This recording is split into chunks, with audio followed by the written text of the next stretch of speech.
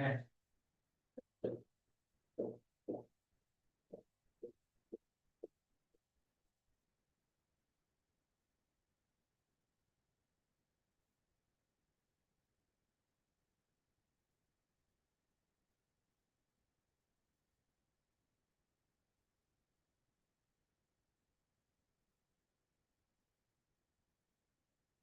ด้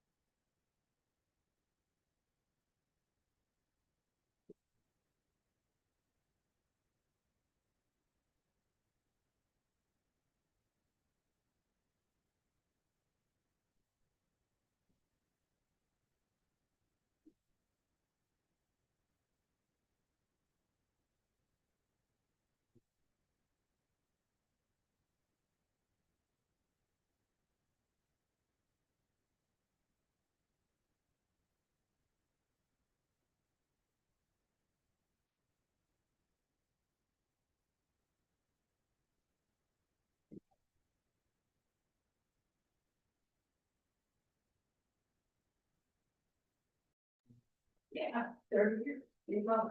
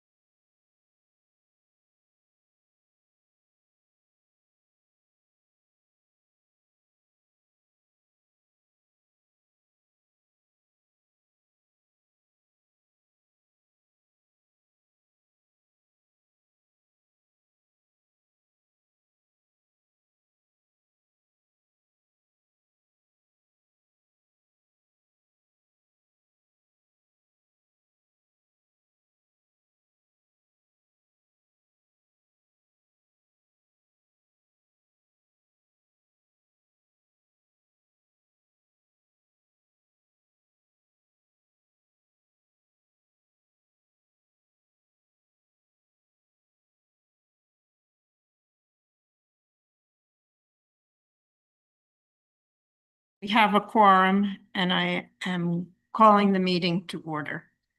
You want to introduce yourself since we Oh, don't have name tags and people may not know who Okay. they are. I am Jane Smith. I'm the chair of the zoning board. Dennis Dunning, John Hughes.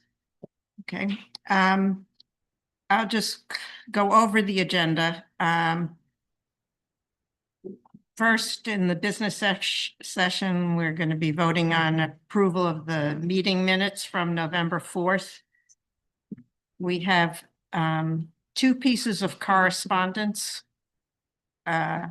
One relating to the McEnany timeline application and second, well, actually three, I think, three pieces of correspondence relating to the Perez application. A letter from George Cole dated October 23rd, 25th, and then we have two recent submissions from Mr. Perez. We have two public hearings. The first, Lewis area variance for an accessory garage. Gary and Donna Lewis at 40 Oak Brook Lane, LaGrangeville, asking for an 11-foot variance to place an accessory structure closer to the right sideline. Then 29 Stiles Way LLC, a use interpretation for a use of a structure at 29 Stiles Way in LaGrangeville.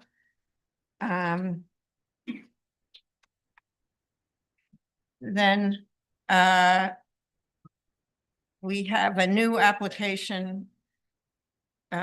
Paula and Erica Canavari, is that how? Yes. Yeah, for a, also a variance to place a structure, a shed, at 1811 Bruscal Road, LaGrangeville. Two items of old business, McEnany area variance, relating to 29 Burbank Village Road. And Perez application, where there was a variance had been granted, but there was a condition regarding screening on the side of the property, and there's submissions about proposed screening. And then, to my knowledge, there's no other business. Okay, so first is the minutes from the November 4th, 2025 meeting. Okay, our two latecomers, Mike McPartland and Ilana Nilsson. I'm assuming you've had an opportunity to go over Happy New Year. the minutes. Happy New Year. I hear a motion to accept the minutes as proposed. I make a motion. I'll second that. Second, all in favor? Aye. Staying since I wasn't here. Okay. Okay, so the first item then is the Lewis application.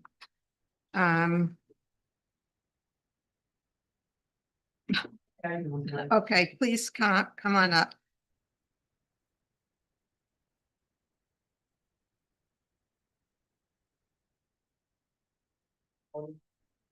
Okay, I think, oh, okay, Official. but we may ask you to come forward if we want to see. It's a short walk. Okay.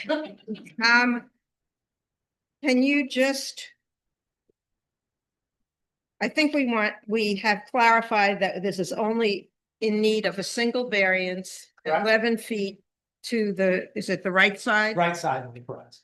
Okay, so do you want to just give a quick review of what it is that you want to do and maybe tell us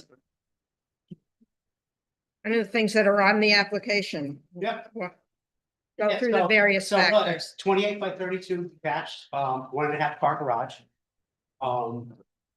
Basically placing it in line with the driveway, which creates that side variance issue, but aesthetically it works out very well. 1A, it's in line with the driveway. 2, it's somewhat tucked in behind some spruce trees. And then it leaves enough room on the house side for a small retaining wall a couple feet off the project with the stairs and the walkway. They'll have to get redone going to the back of the property. Took into effect matching the siding on the house, the cedar siding with the hardy board, the roof pitch the same, doing the big dormer, so everything looks the same, so that it fits the neighborhood. You know, you could have thrown this on the other side of the septic in the middle of the backyard, and everybody would have been like, you know, what's this wall not doing?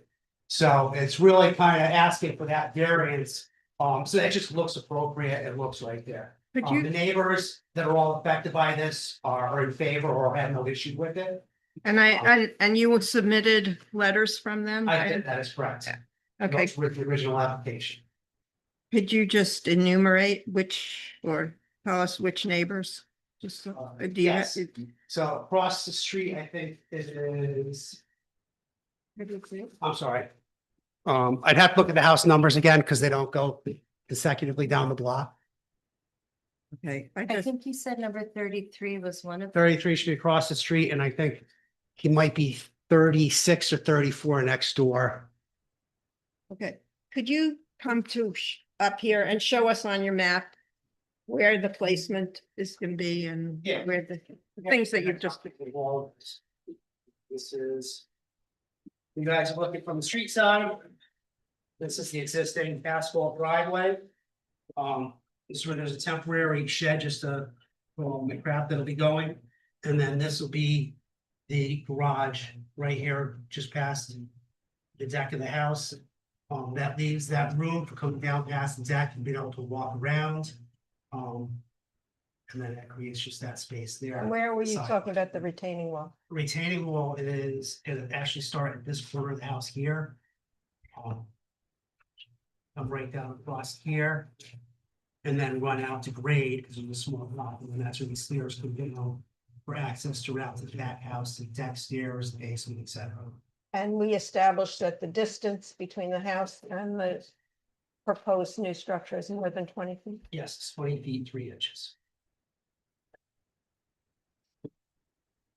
Have a shed right here. There's a, right now where this kind of gravel area is a shed, yeah. And you're gonna, What's that? 175 square feet. No, it's gonna go, or we're gonna see if we can move it somewhere else, and have someone come look at that. That was my COVID check, we moved in and couldn't get anything done, it got dropped there. But that's closer to the property line than the proposed structure. Yes, yes. The shed is actually probably about 4 or 5 feet off this. At the time I moved in, even my neighbor thought the property line was like 6 feet over. and the, any trees or some that have to be removed? No, all the blue spruces come down along this side here. They shield 36 there. Okay. According to parcel access, there's already an attached garage on the property. Is That's this, the shed that dropped there during COVID. Couldn't get anything else done. We moved in. Did it in fall of 19, When you do it, when'd you do the shed? fall of 19. You have a variance for that? No. sorry, I thought on parcel access, it looked like This, there at the time, was- that was supposed to, the garage was supposed to replace that and then just construction costs, whatever I wanted to do. Shovel. So Yeah. we're finally getting this going again. And where is that temporary shed going to go? It's either gonna go to the rear of the property or it's gonna go. If I can get somebody to move it to the rear, then it'll be appropriately placed. If they can't move it down there, then. Okay, so we could make that a condition of the Yes, granting of variance. yes. What's the condition? To remove that.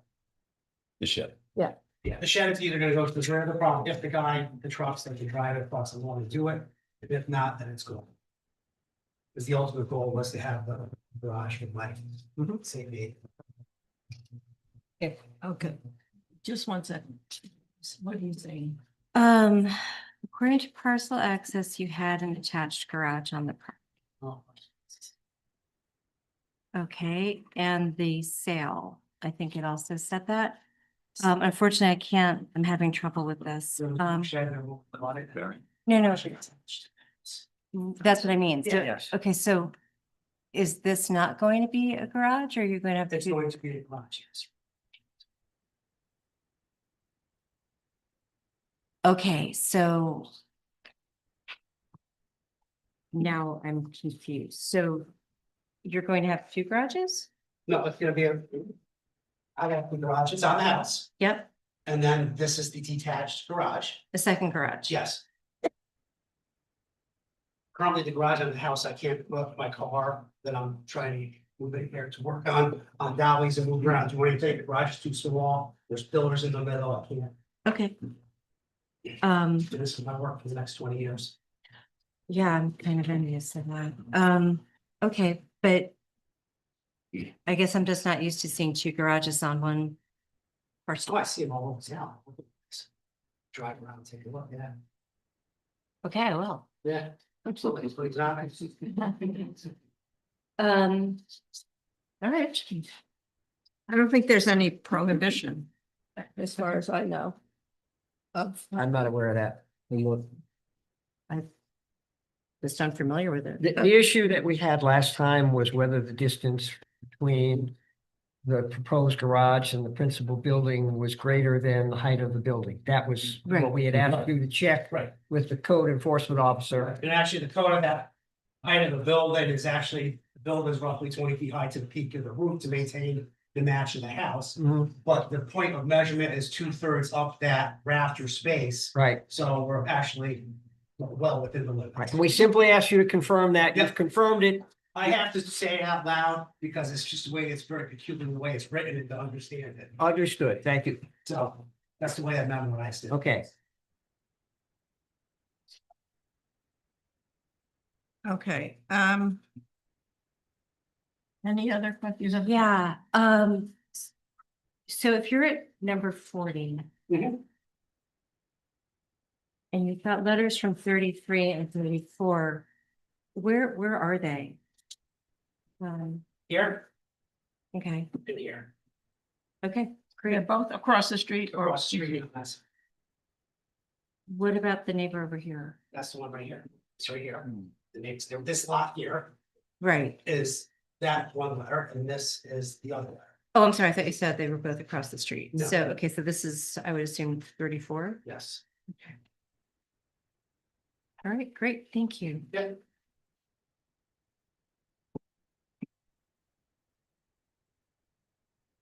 Okay, any other comments, questions? Anybody? Okay, well, we have to, you can sit down now. Any comments from anybody here from the public? All right, I'm gonna close the public hearing then. And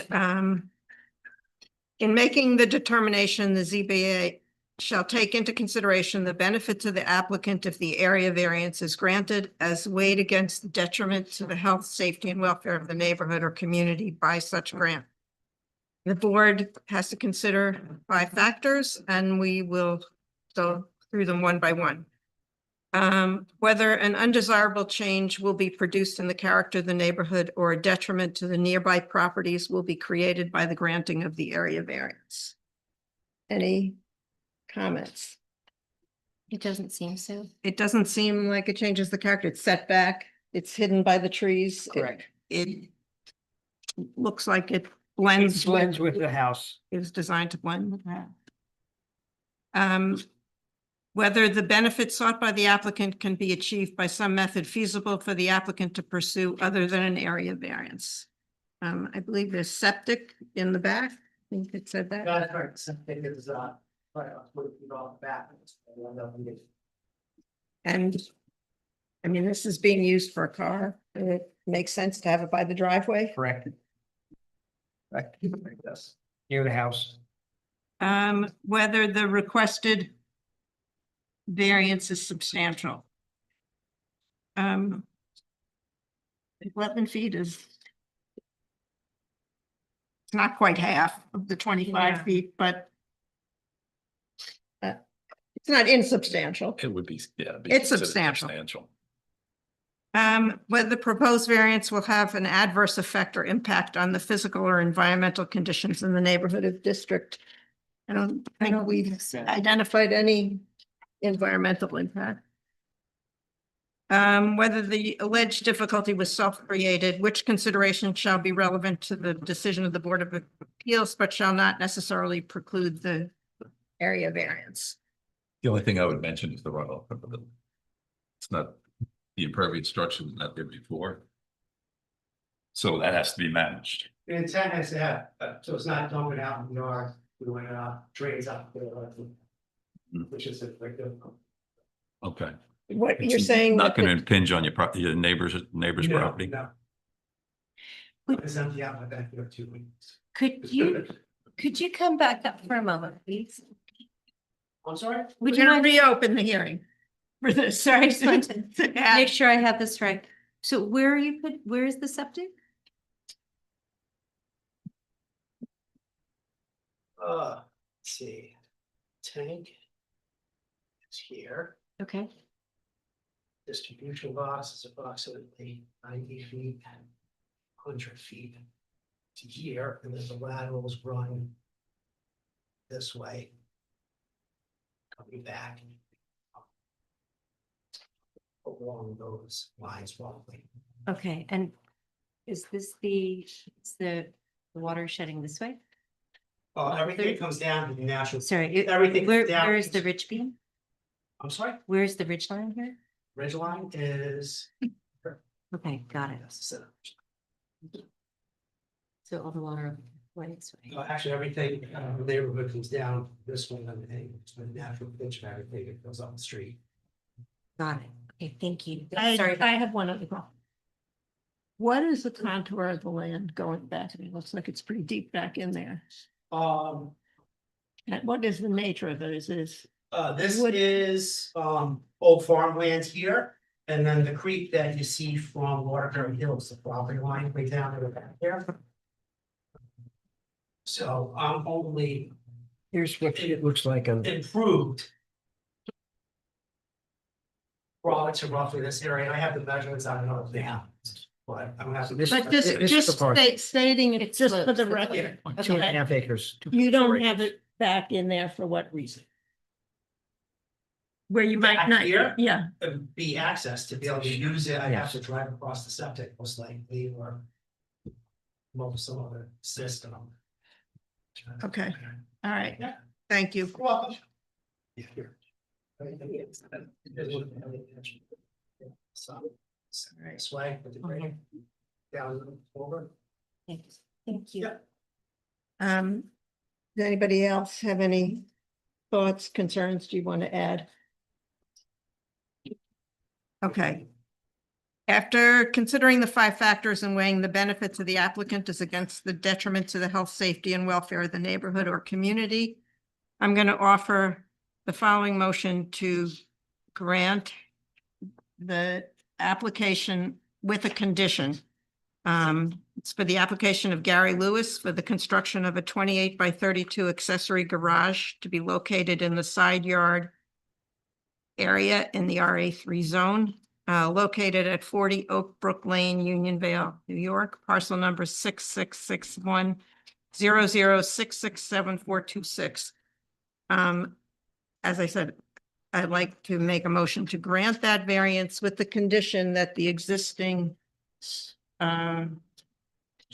temporary shed garage structure currently in front of the proposed area be removed from that location. And if it's going to be relocated someplace on the property that comports with all the setback requirements. Yeah, wait, it's just. Is that- so-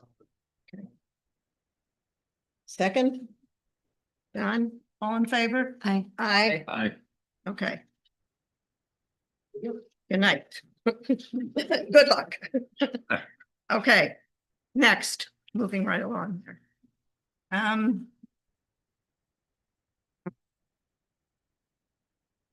Okay, the next on the agenda is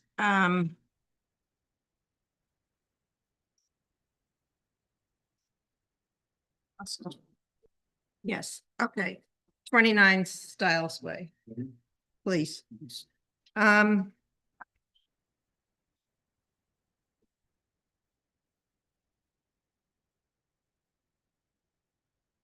Okay, before we get too deep into this, I'm gonna raise an issue. Currently, this structure has a certificate of occupancy for an airport hangar. Is that correct? Correct. And at what point did it ever, was it ever used as an airport hangar? Yes. And when did that stop? So I have here today a representative also of the property owner, Ms. Janelle Stiles, and a representative of Sky Geek, the applicant.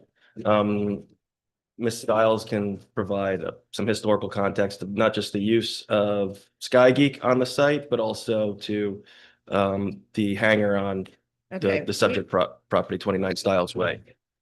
This. Mhm. In New York State Building Code requires you to have a certificate of occupancy, and it's limited to whatever was in the certificate of occupancy. The use is limited. And you're not permitted to have another use without a certificate of occupancy that allows for that use. And so I think it's significant.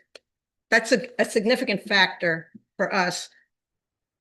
For me, and I think we're going to discuss it on the board, and I want to just tell you where I'm coming from. And that is, what you're essentially asking us is what you would ask for the building inspector if you were trying to get a new certificate of occupancy. You would be saying, we are now using this for, and I know you've made the argument about storage, repair of salvage or testing, or whatever. We know what that provision is. If you were complying with the requirements of the building code, you would have gone to the code enforcement officer and said, we want a different certificate of occupancy to do a different thing, a different principal use, which we're arguing fits within this. And my sense is, why are we the ones deciding whether you are entitled to that kind of certificate of occupancy and not the building? So that's a fair inspector? question. And I think part of it is just the sequence of events that we're kind of finding ourselves in right now.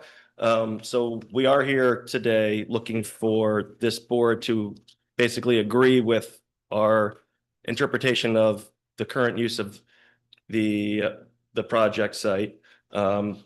The principal use being the storage and salvage repair that's defined in that specific code section in our letter, and an accessory use of the retail. And again, it's all outlined in the letter and subsequent letter that we had sent yesterday also. The intent would be, once we get a determination from this board, if you agree with that determination, then we would be in a position where we could then go to the planning board and look for site plan approval to actually legalize that. And once we have a determination that, okay, yes, this use does fit within the allowed uses in the established bulk table and the town zoning code.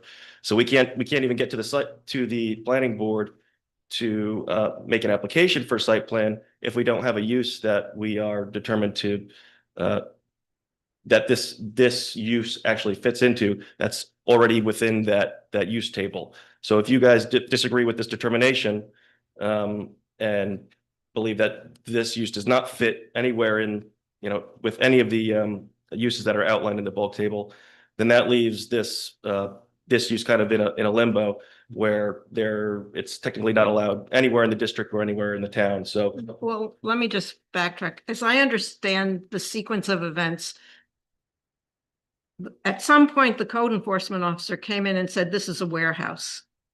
It's not my understanding that you ever said to them, no, this fits within 210-47 2F because I don't know. I don't have the code right in front of me, but.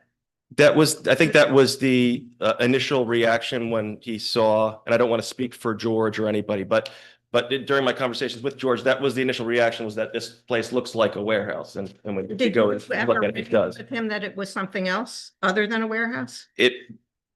So there's the idea of what we are proposing today was something that was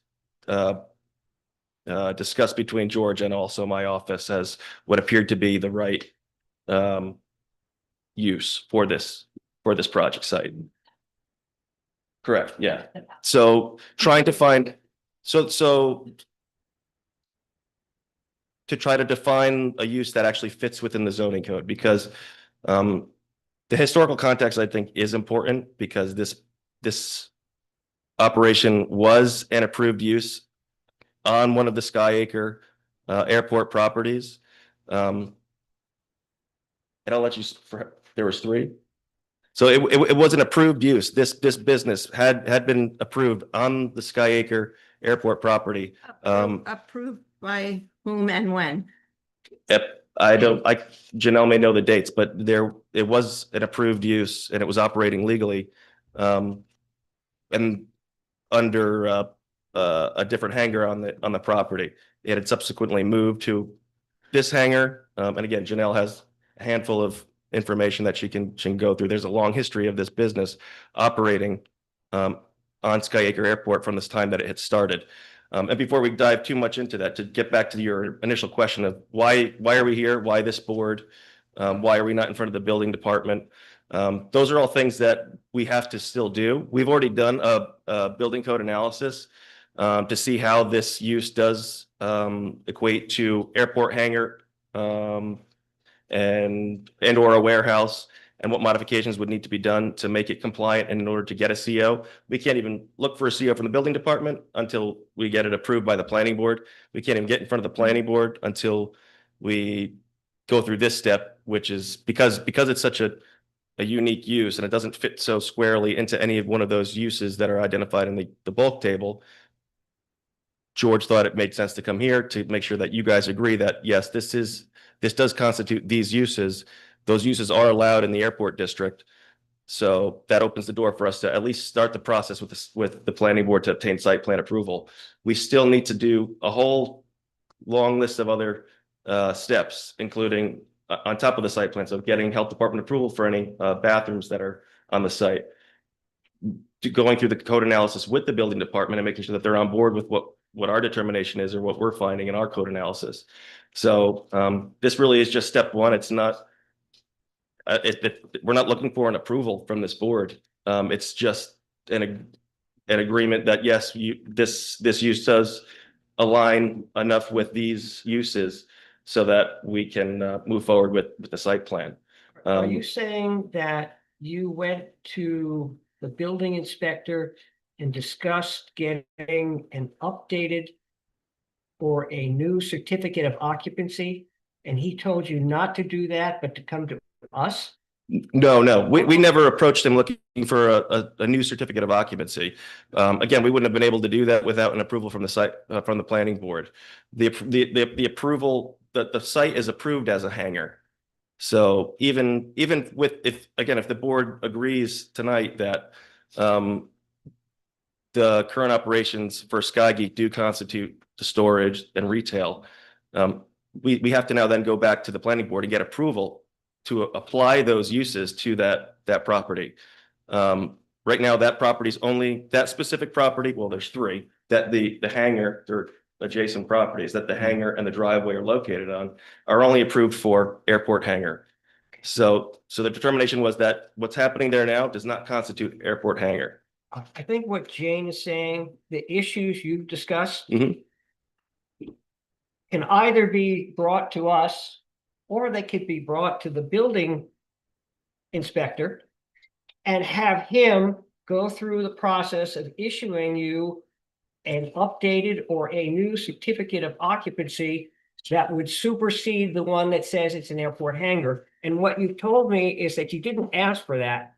We can't do that. Why? We cannot do that because the property is not approved. It needs a site plan approval for that use. The building inspector doesn't have the authority to give you a CO for a use that is not approved by the planning board. The use that's approved by the planning board is airport hangar. The building, if we go back, another use that fits squarely into the airport district, just slot that in there. We take this board out of it. We wanted to go to the planning board and get site plan approval to turn that hangar into a 1,000 square foot retail, that's specifically defined. We wouldn't have to come to this board. We'd still have to go to the planning board, get approval to do that. They'd review parking, they would review water and sewer, they'd review everything else that comes along with site plan. Once that's approved, once the planning board approves that, the chairman endorses the plan, we can then go to the building department, make any modifications, make an application to modify the building. And at that point, once it's approved by the planning board and once it meets all the building code requirements, then the code enforcement officer can issue a CO. So we could not do this just with the building department. And again, it's not an approval or a waiver or a variance that we're seeking from this board tonight. But let me just ask, what you're seeking is for us to say that your current use as it has been being used for some period of time, notwithstanding that you didn't have a certificate of occupancy for that use, is a permitted use because it falls within this section F. Yeah, 2F. Okay, and one of the things that strikes me, and I'd like to hear from other board members, is that the way you've described this operation, it's principally storage and occasional repair or testing. You were kind of vague about how much repair and testing has gone on over what period of time.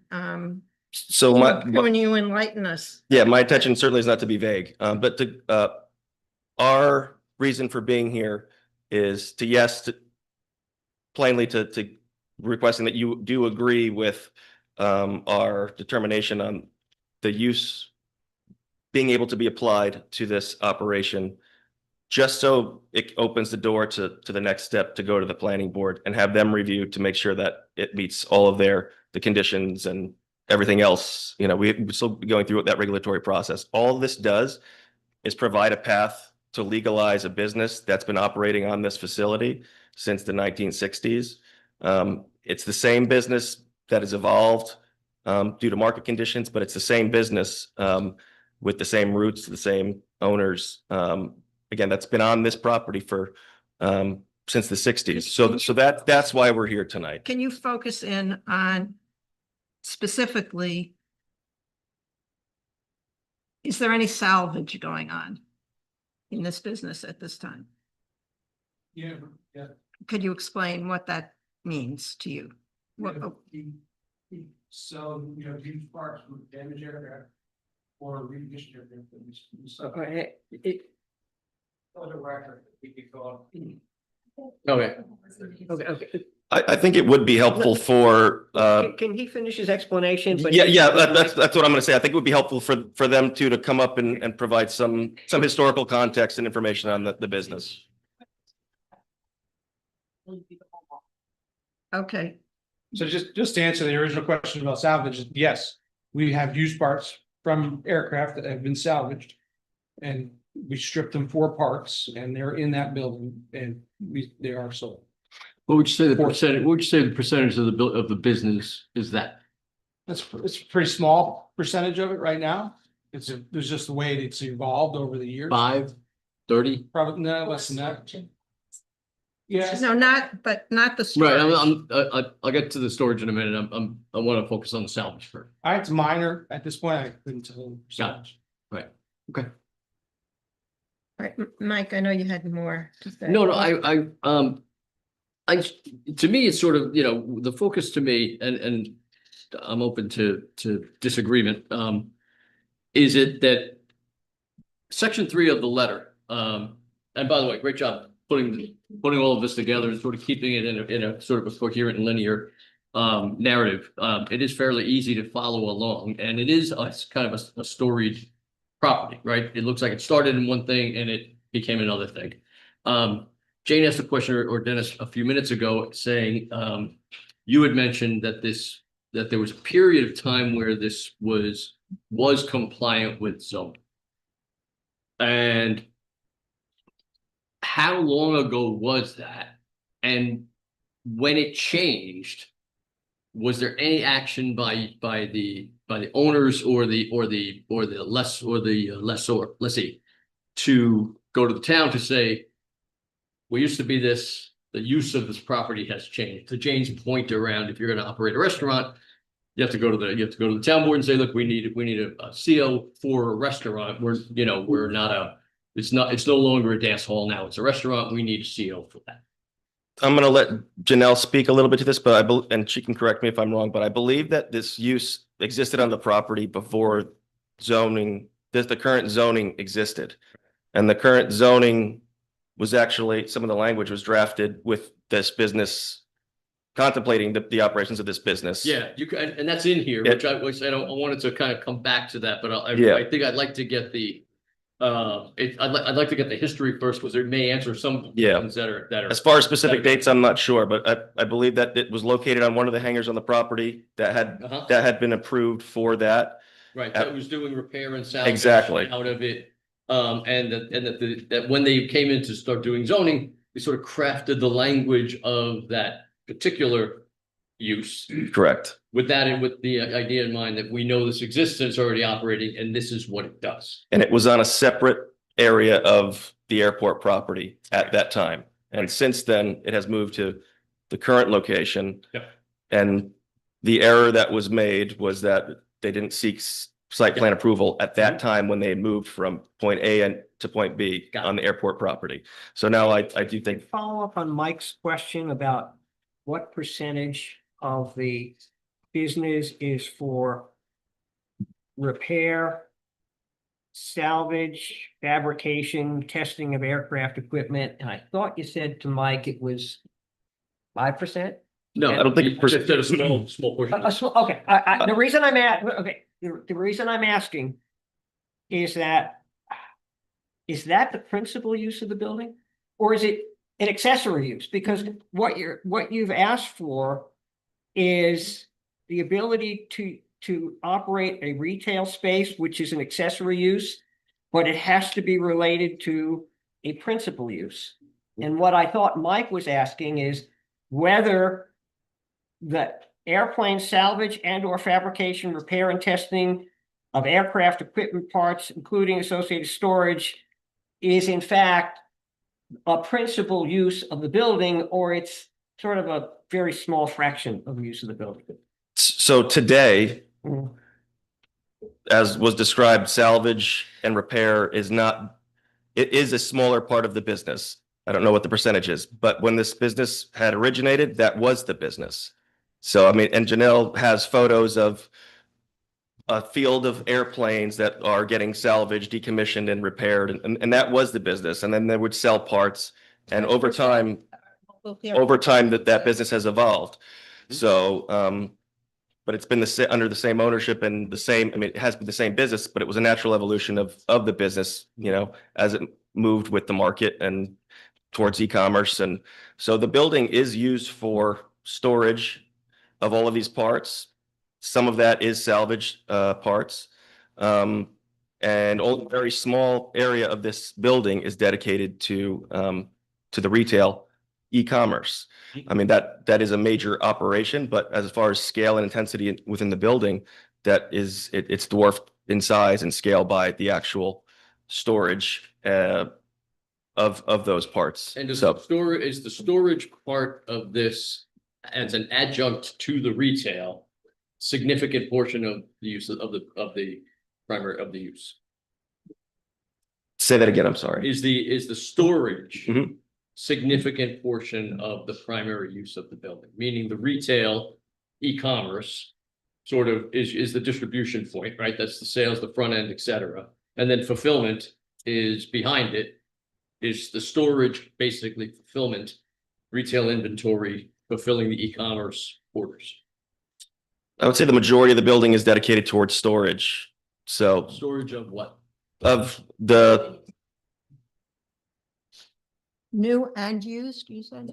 New and used parts that are they collectibles or they're to be marketed and sold? to be sold, yeah. Okay, so I could use the term retail inventory. Okay. So I understand where that's kind of coming from, and it seems to me that I think that before we get to the history, because I do want to hear that, it feels to me like what we're really being asked is to interpret whether it fits under this specific part of the code or not. And it's sort of, we're kind of backing into that, right? Because the history of it was, I believe, picked up a violation, the violation got in front of the board, then that sort of, and then the wheels started going from there. My question is that we're referring to the evolution of the business, and we keep talking about the evolution of the business. But I don't want to sort of pick nits with regard to the words, but it feels to me like when this was originally zoned, or when it was originally sort of pulled into compliance with the zoning that was being created for the entire town, there was an idea of, okay, well, we understand what's being done there, and it makes sense because planes are coming into this airport all the time. They need to be repaired. Sometimes they can't be repaired. Then they can be sold and salvaged, and parts can be taken off of them in the storage of those things. Okay. And it feels like it's what it has now become is morphed into a retail I sales. think we need an explanation. Yeah, I think so. Sounds like we're completely the wrong track. You're creating history based on the Oh, yeah. information you have. I'm which creating I it based on what I've read, right? Which I fully respect, No, okay, that's fine. but. Then I'm happy to hear it's this. So much deeper than that. Okay. It's people that drove 2,000 miles on a weekend to buy a wrecked plane through insurance, to drive it all the way back here, to strip it down so that they could sell those parts, so that they could pay the taxes. Okay, Because an airport on a huge piece of land. yeah. I- Oh, yeah, yeah. Sorry, You I'm gotta getting be- a high hope. you have to from be the on person mic, yeah. in the back. This is your issue. because Okay. Thank If you. anybody's ever listened to Alice's Restaurant, I got my 8x10 colored glossies with the circles and arrows. All right. We're So, looking forward to it. Okay. My name is Janelle Stiles. And I hate microphones. This doesn't have a lot to do with what we're talking about, but from the fact that we're standing here in the town of Unionville, I have the prospectus for the sale of Sky Acres Farm that goes back to the 40s, that talks about the land, the cows, the geese, the buildings, the silo that ultimately was sold in 1964 to a man from Wappingers who had one airplane. So it's really interesting, and it kind of matters because they couldn't, we all know farmers who have had to sell pieces of property off of the larger parcel to keep making a go of it, right? And in my mind, having been a part of this for a long time, that's sort of what happened here. And when you see the evolution of the buildings and how Sky Geek and Styles moved around the airport, that was largely both growth and a need to sell parcels off in order to keep the airport and also to participate in the FAA AIP program, which is why the airport has a big, beautiful blacktop runway. Would not have that. So as I said, I'm going to go in order and then a little out of order. But the most important thing is that the underlying use of what is happening there has not changed since Okay, but the let late me just- 60s. I want you to focus, for me,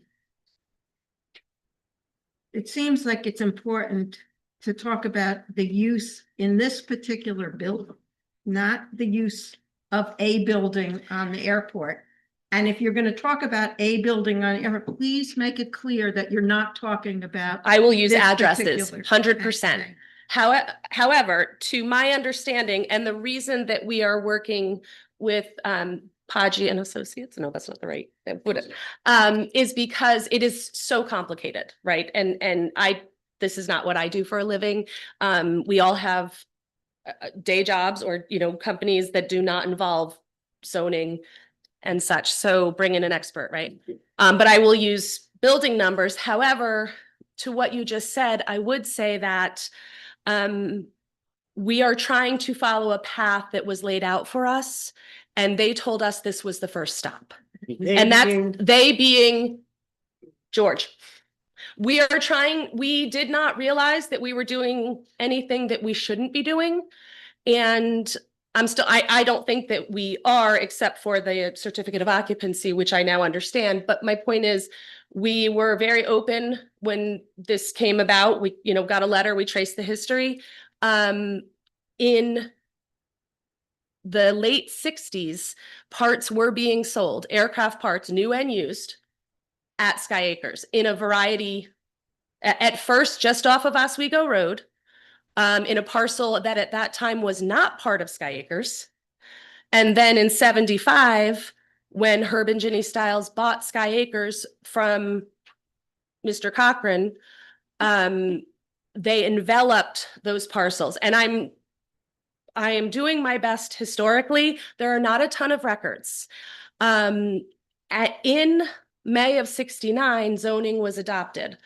Ginny was selling parts, Ginny Stiles, on Oswego Road and on the Sky Acres property prior to zoning. And Then the airport zone was adopted in 1997, which is what you're looking at. And Ginny was part of that craft, which I think you know. I think that's also in the history and in the letters. To us, the underlying Excuse me, use. can I ask, when was the hangar that is at this, Okay, this one, when was that built? so airport comes in airport in 64. In 75, Herb and Ginny buy it. New York Times article. One of the first sentences is simply that to make a small private airport work, you have to have other businesses there. You can't just own a big piece of grass. I have a bunch of different articles that talk about everything that's being sold there through the 70s, through the 80s, through the 90s, local articles. In the existing building or on the site? Okay, I'm getting there. Okay. So, I have to back up to my 3-page thing. And I understand that's an important differentiation, but that's actually why we're not looking for this board to approve The building. the use at this site. We're just looking for the ability to go to the planning board to get approval for that use that was occurring elsewhere in the same district legally. So it's basically, we're here looking for the ability to get the same business approved at on a different lot within the same district. Because, and the reason why that we're here is because the business has changed, evolved in a way that makes the use not fit so squarely in that original definition. So, and if this board finds that it fits enough into that definition, then we are able to go to the planning board for that approval. And if not, then we have to seek other routes or find other homes. Or leave the airport, which would be devastating. As I said, they started out on Oswego Road, and that land was later folded into Sky Acres. And then I have the dates here, so I have to go through the pages because I want to be accurate. One of the things that I do think is important, and I don't have a large picture of this, but that hangar space is full of parts. The parts used to be. Mhm. If you've ever been to like Reynolds, you know, and you need a radio for a 1987, whatever, and they go out in the yard, they find the radio. That was how it was done. Then parts got pulled. And that is showing us is which building? So this is the south end of the runway. So this is Herb and Ginny Stiles' second location. And I think the address, Swift Aviation is down there now, which is the only remaining, what do you call it? Certified repair station, FAA certified repair station. It's the south end of the runway and it has an Oswego Road entrance. Do you know the parcel number? Is it on this map? No, it's just off. Yeah. Okay, so it's somewhere down Yeah, they're, here? no. Yes, it's okay.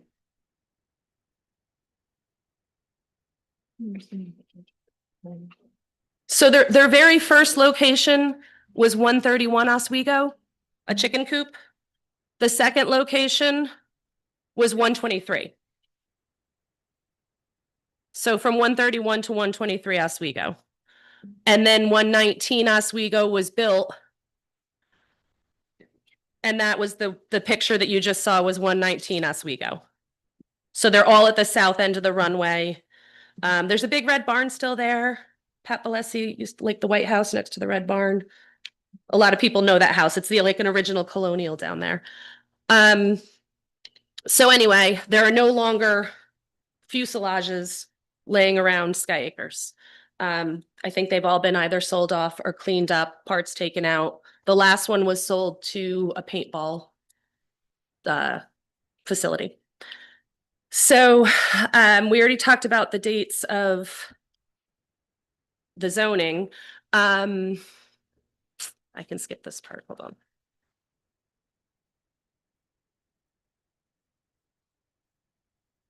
I know we have it, it's right here. We think it was in 2000. When did you say the cement was poured?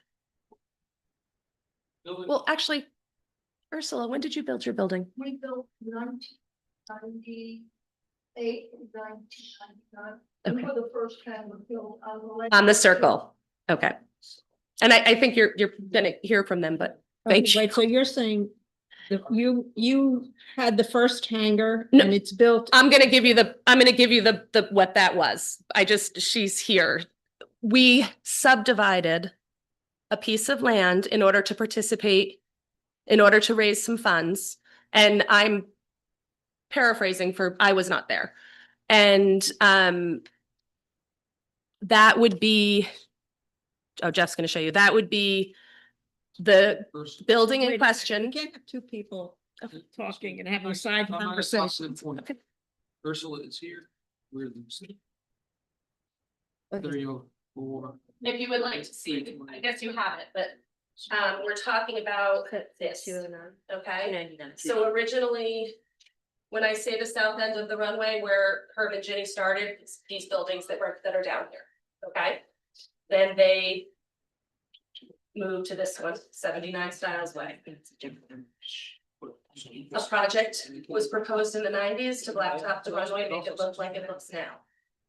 The way it works, you have to match the funds by a certain. That was my view so far.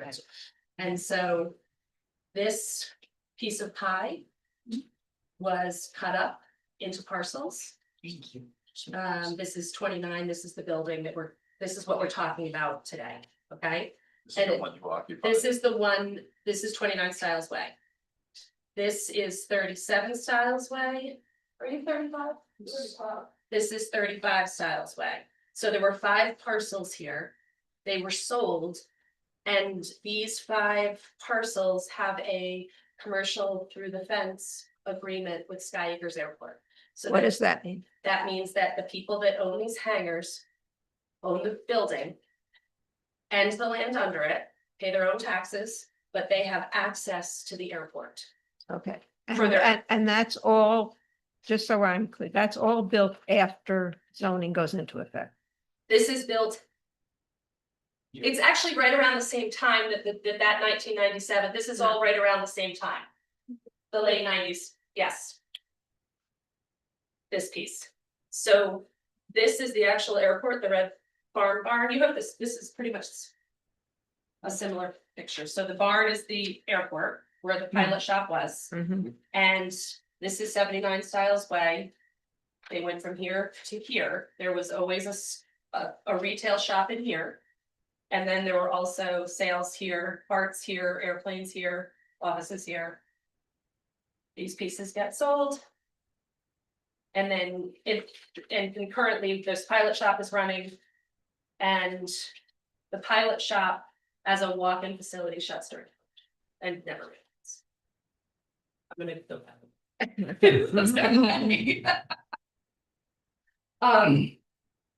So it just became cost prohibitive to have somebody sitting in a chair in 2020 when Amazon exists and everything else exists and people aren't walking in. But one of the questions that came up before was a plane might fly in and the salvage right there. And that's what I was trying to get at. Their business model was not something happens to a plane in Dutchess County. These parts came from everywhere, just like they do now.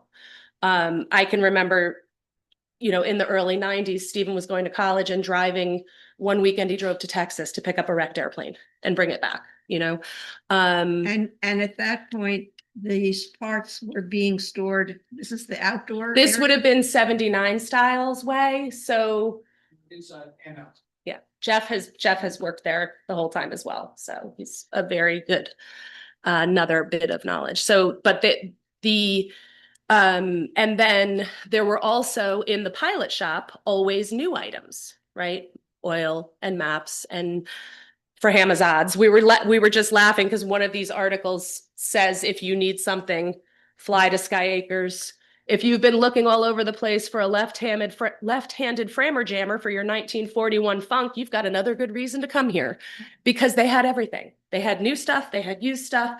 And so I think the reason that we're here is to say Herb and Ginny Styles, Janelle and Steven Styles, these parts have been being sold, new, used, whatever, since the sixties before there was zoning. And then there was zoning, and then there was zoning crafted.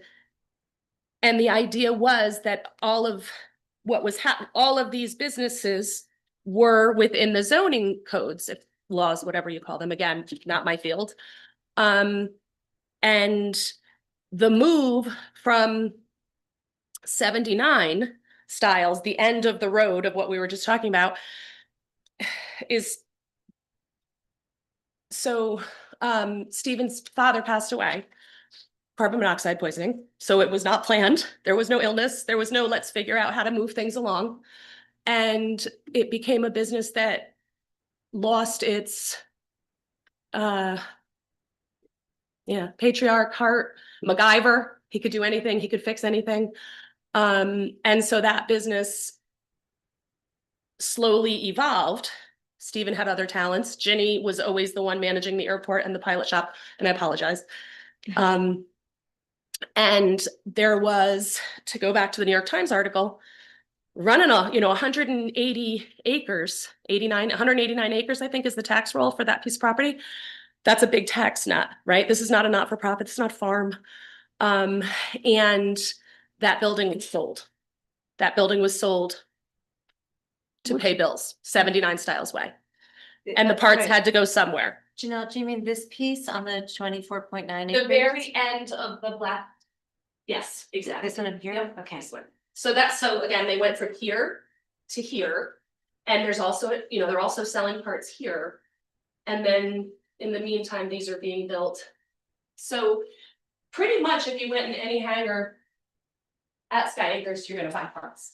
You're gonna find airplanes, you're gonna find people that tinker, you're gonna find people that have spare this and extra that. The person that, builds a hangar builds it as, some people call it their toy box. They tinker, they build, they create, and, I will go back to Christian and step away because I have babbled on long enough. But there's a lot of history, and we truly think that the use is correct. We just need to either make right where we are or. The question I have is why did this all come to the surface? What happened that you even came to George, or George came to you? What were there concerns about what was going on in the building? No, I think there was work being done on a building nearby. And he just was sort of like, hey, what's going on in there? And then it started a conversation, and again, nobody thought they were doing anything wrong. So it's like, Can you be a little bit more clear? okay, oh, go on, you can do it. There's a hangar in front, If- there's a hangar in front of them. I don't know what the number is, but there's like a set of hangars right in front of 29 on the airport property. They did a whole bunch of work. They did new roof, they did siding, a bunch of painting. I think initially they wanted to put a deck. There's like a little retention pond, I guess you would call it, drainage pond that was there. And I think the person that purchased it wanted to put a deck kind of over that because you got the view for the sunset. He was hoping to have a beer and watch the sunset out of his hangar. And so I think George was up there reviewing that situation and saw what we have going on at 29. Literally knocked on the door one day and asked to come in. And his view was that what was going on was not a permitted use. Correct. It was not an approved use. It had no CO. The building was not CO'd for that use is what his determination was. And that use was specific. At first, he was calling it warehouse because it looks like a warehouse. So, and after further discussion, that's when we came up with retail, and it's this big circle, bringing us right back to, we are those two uses because that's what it's always been. So, but when you look at it, without the historical context, you walk in, it looks like a warehouse. So again, we wouldn't be here in front of this board looking for a use determination if the use clearly identified as one of the uses in the bulk table. That's why we're here. Luckily, this board has the ability to have some discretion and make a determination on whether or not this use fits in one of those identified uses. What we're trying to say is that the business that's been operating that was defined with those uses is the same business today, albeit evolved. And we're just looking to be able to put it on a different part of the property. And to your question about were there complaints or are there, potential concerns with impacts to neighbors, we're gonna, if this were to proceed, the next step is to go to site plan. We'd have a public hearing, go through the secret process. Tonight's a public hearing. So, any potential impacts to neighbors would have to be addressed through site plan also. So this is literally just to be able to start the process to try to get this legal. And we still have the old fashioned 845-677-5010. That has been Sky Acres phone number for 50 plus years. And that phone still get answered by myself or my husband. And I can tell you that this is not something anybody calls about. People call about planes flying too low. They call about, so what time is Santa coming to the cafe? But, this is not something that we were getting complaints about.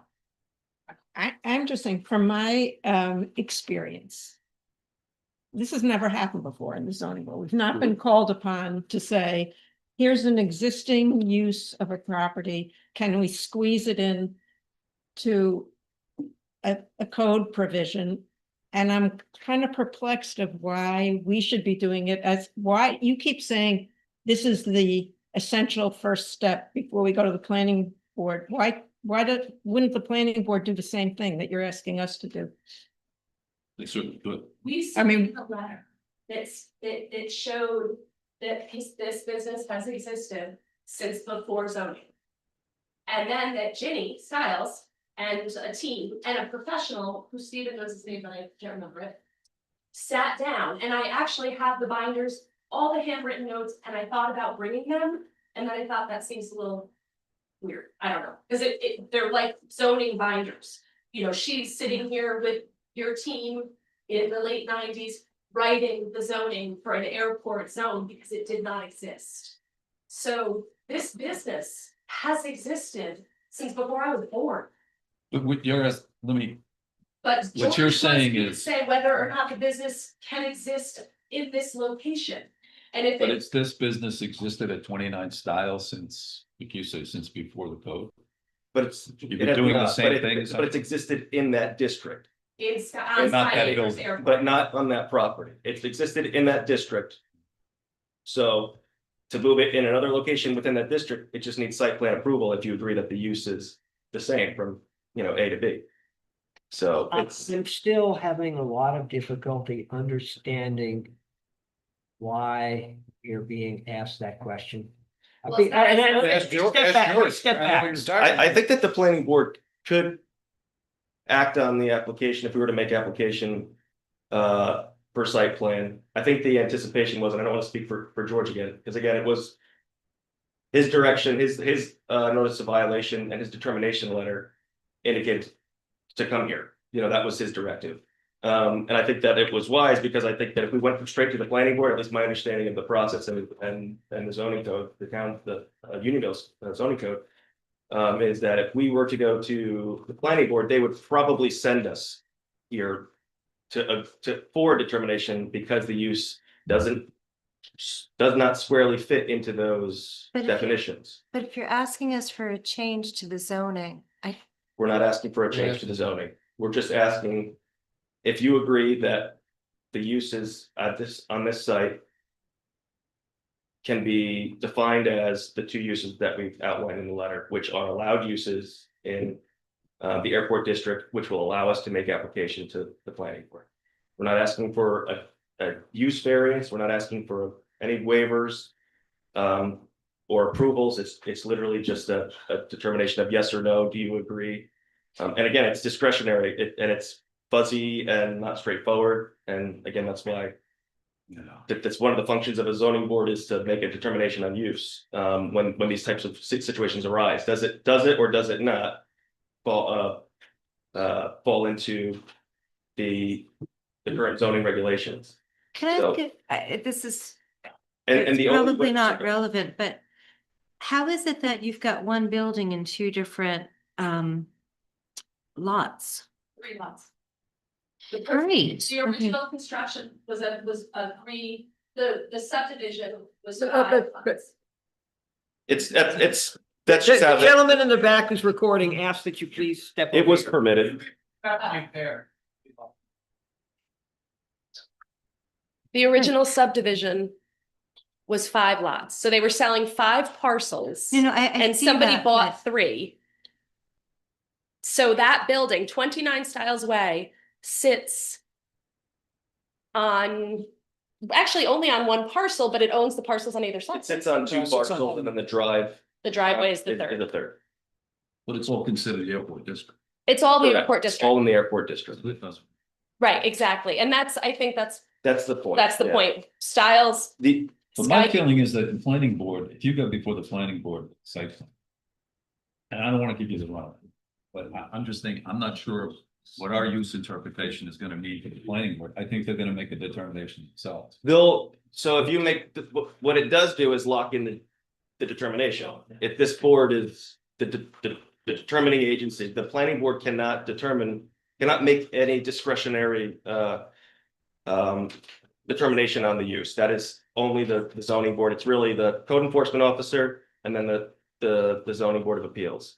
So the planning board only has discretion to act on the application if it's an allowed use within that zone. If it's not listed as an allowed use, it would need a use variance or a zone change or a zoning text amendment. So since this doesn't, as we've been going around in circles, it's because this really is fuzzy. I imagine that's why George sent us here first, because if we went to the planning board first, then we would likely be back here anyway. Okay, sometimes it's not clear what the code enforcement officer means, did what. What we know is you have a letter of determination from the code enforcement officer that says the building is not being used in accordance with the code. It's being used as a warehouse. That's what. His violation, his determination letter says that he agrees with what we're presenting tonight. I don't think that's correct. Could you show us that Yeah, determination letter? Are we talking about the letter from August 25th? Yes, Okay. he outlines.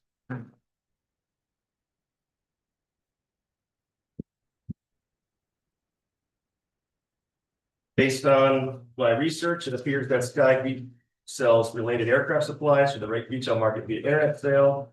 Section 21047, development within the A district authorizes all development in the A zoning district, section 210(1)(a)(9). It lists retail shop. So he goes on and, I mean, we actually pulled some of our language directly from his letter. So it's, Okay. it lists the retail and the storage. And that- B1A9 is a retail shop for aviation-related supplies, accessories, and gifts, not to exceed 1,000 square feet of gross building floor area.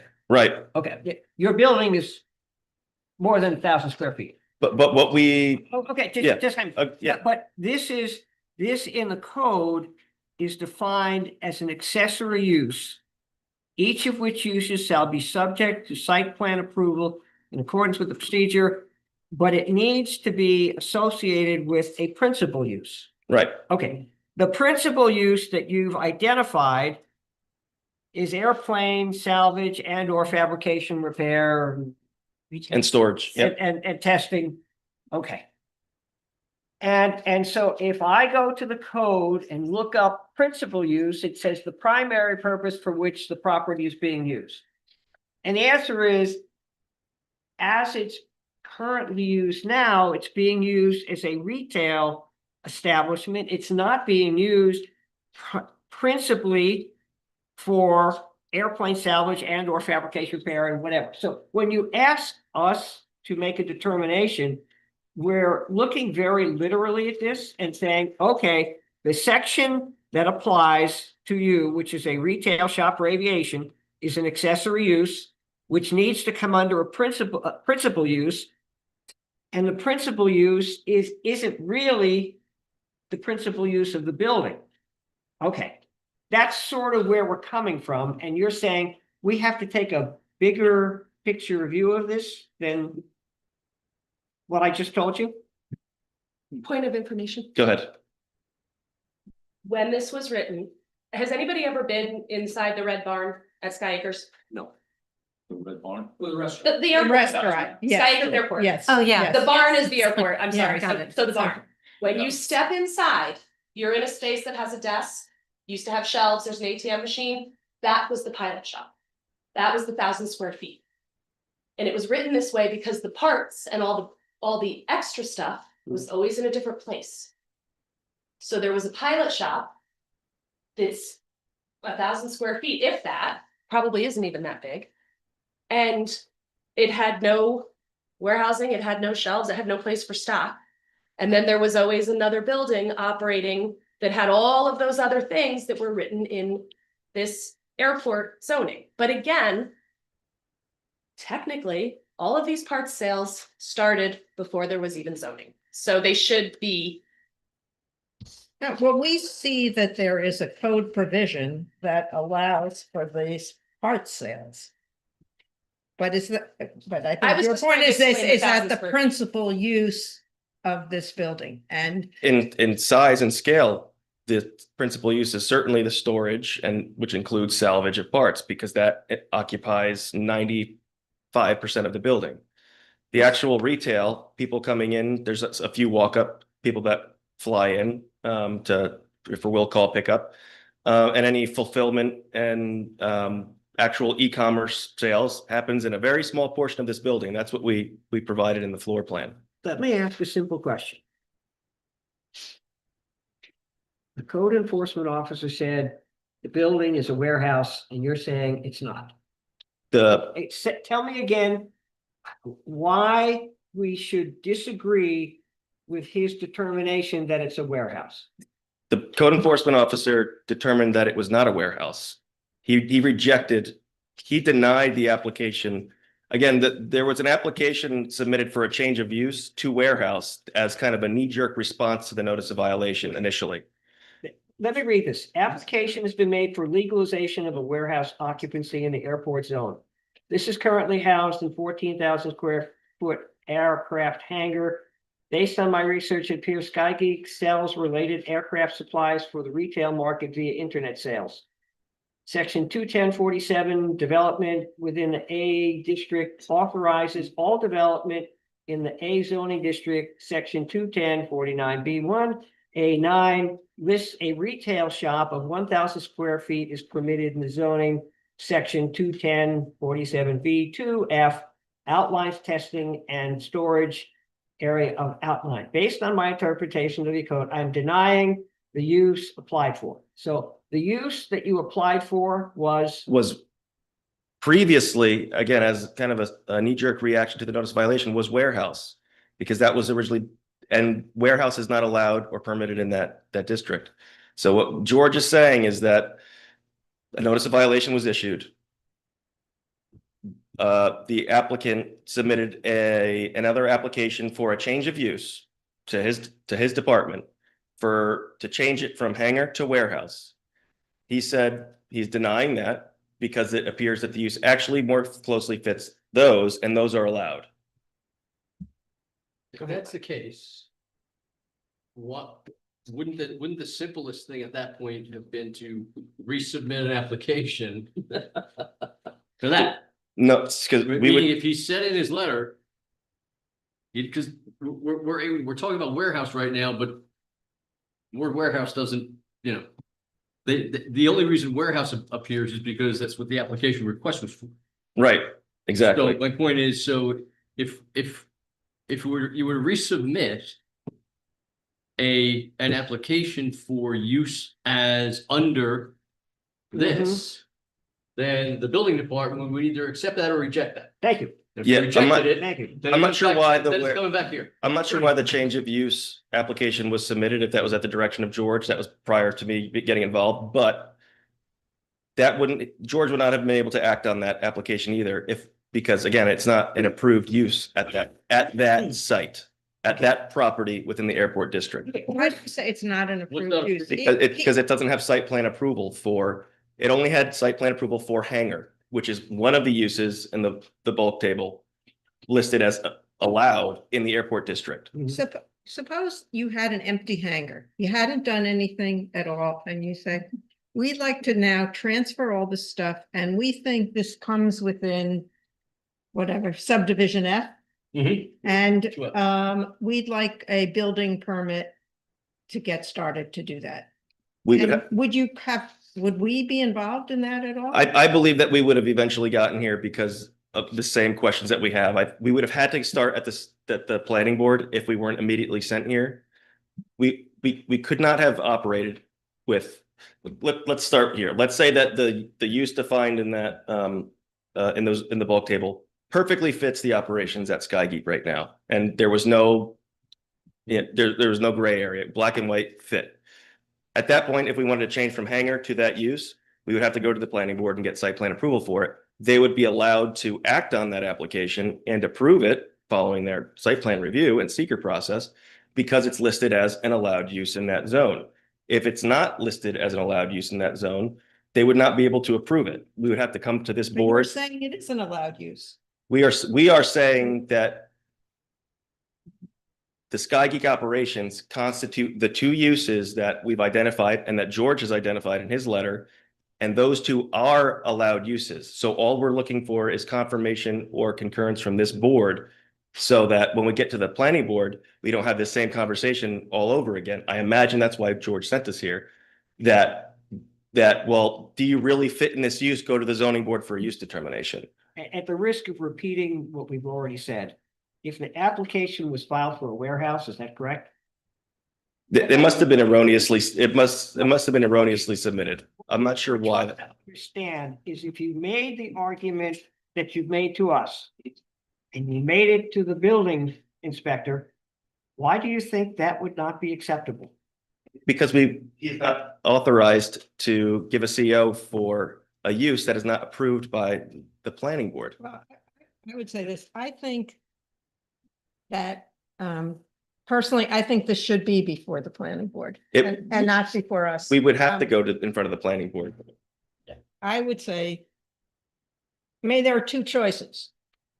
We can just hold this in abeyance and you go to the planning board and see what they say about whether this is a permitted use in the hangar, what you're doing is a permitted use.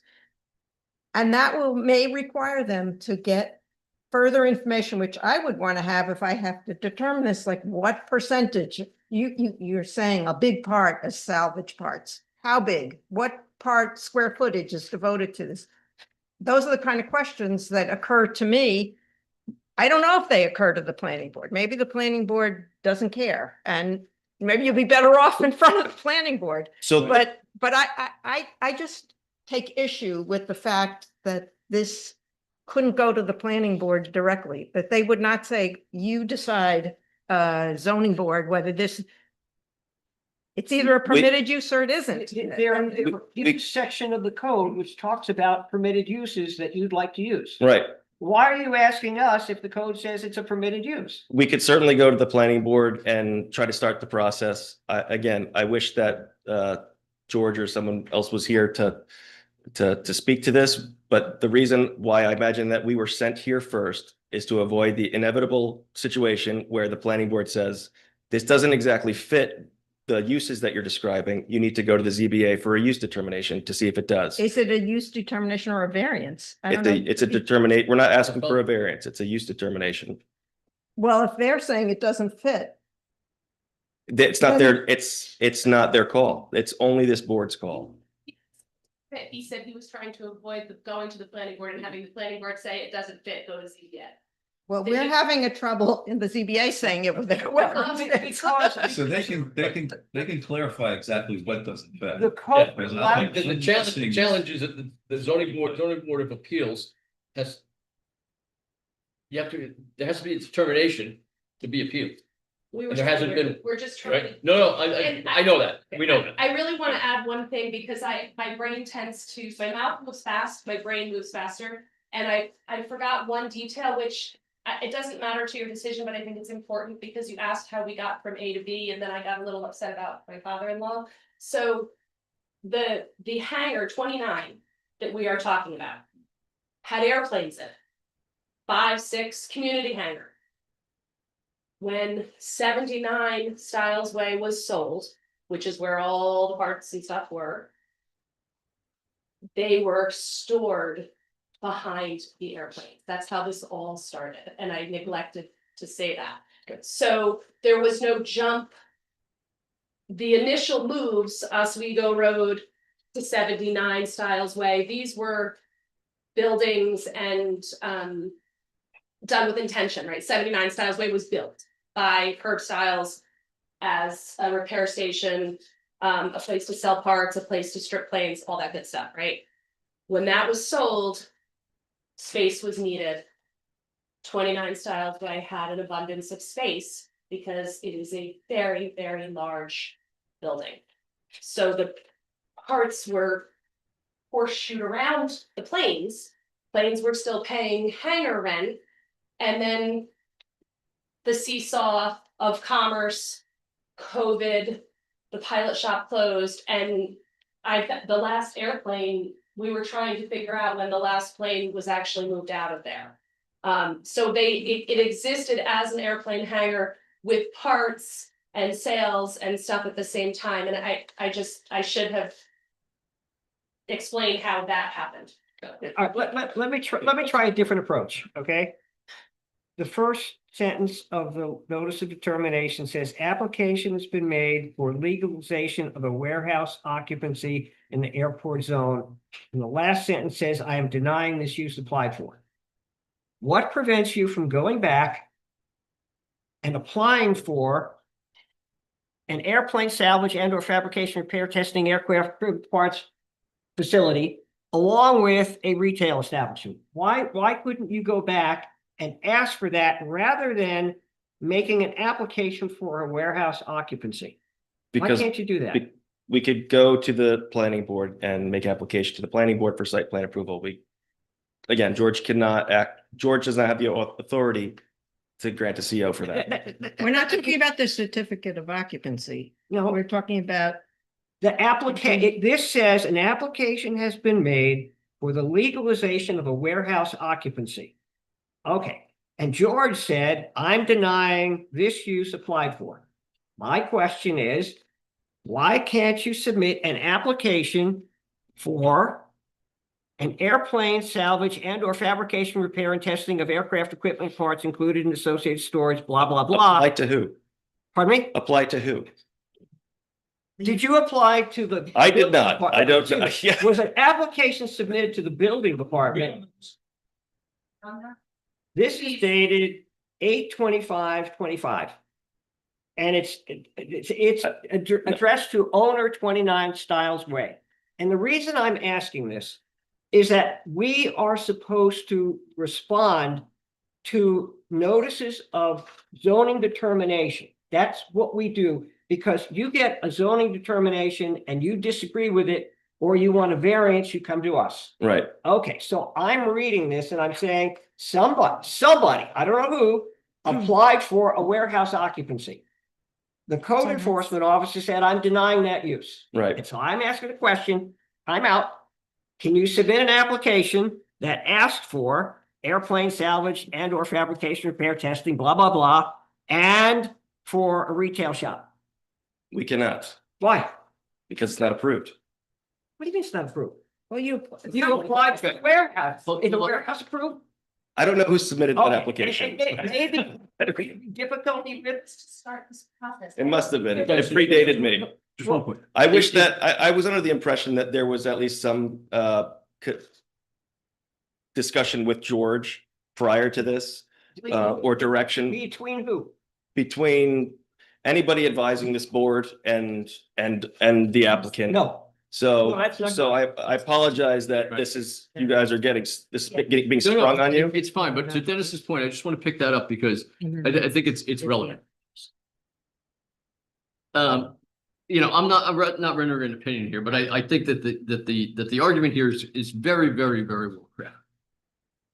It's clearly studied the zoning, clearly looked at what we're doing, how it's evolved, how does it fit into the zoning? To Dennis's point,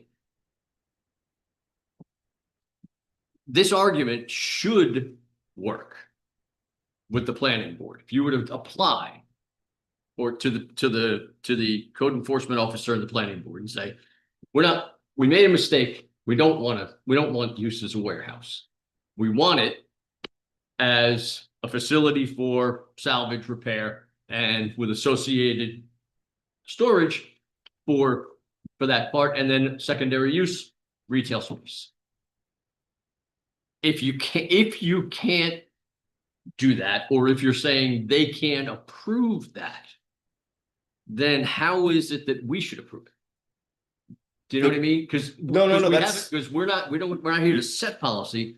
We're here to listen to appeals of determinations. Right. And that's the piece that I'm missing. And to make determination and to render decisions and determinations on the zoning code if there's any disagreement with the code enforcement officer or anything like that. So with the planning board, Right. the idea, the planning board, the question is that if the planning board questions whether or not this use is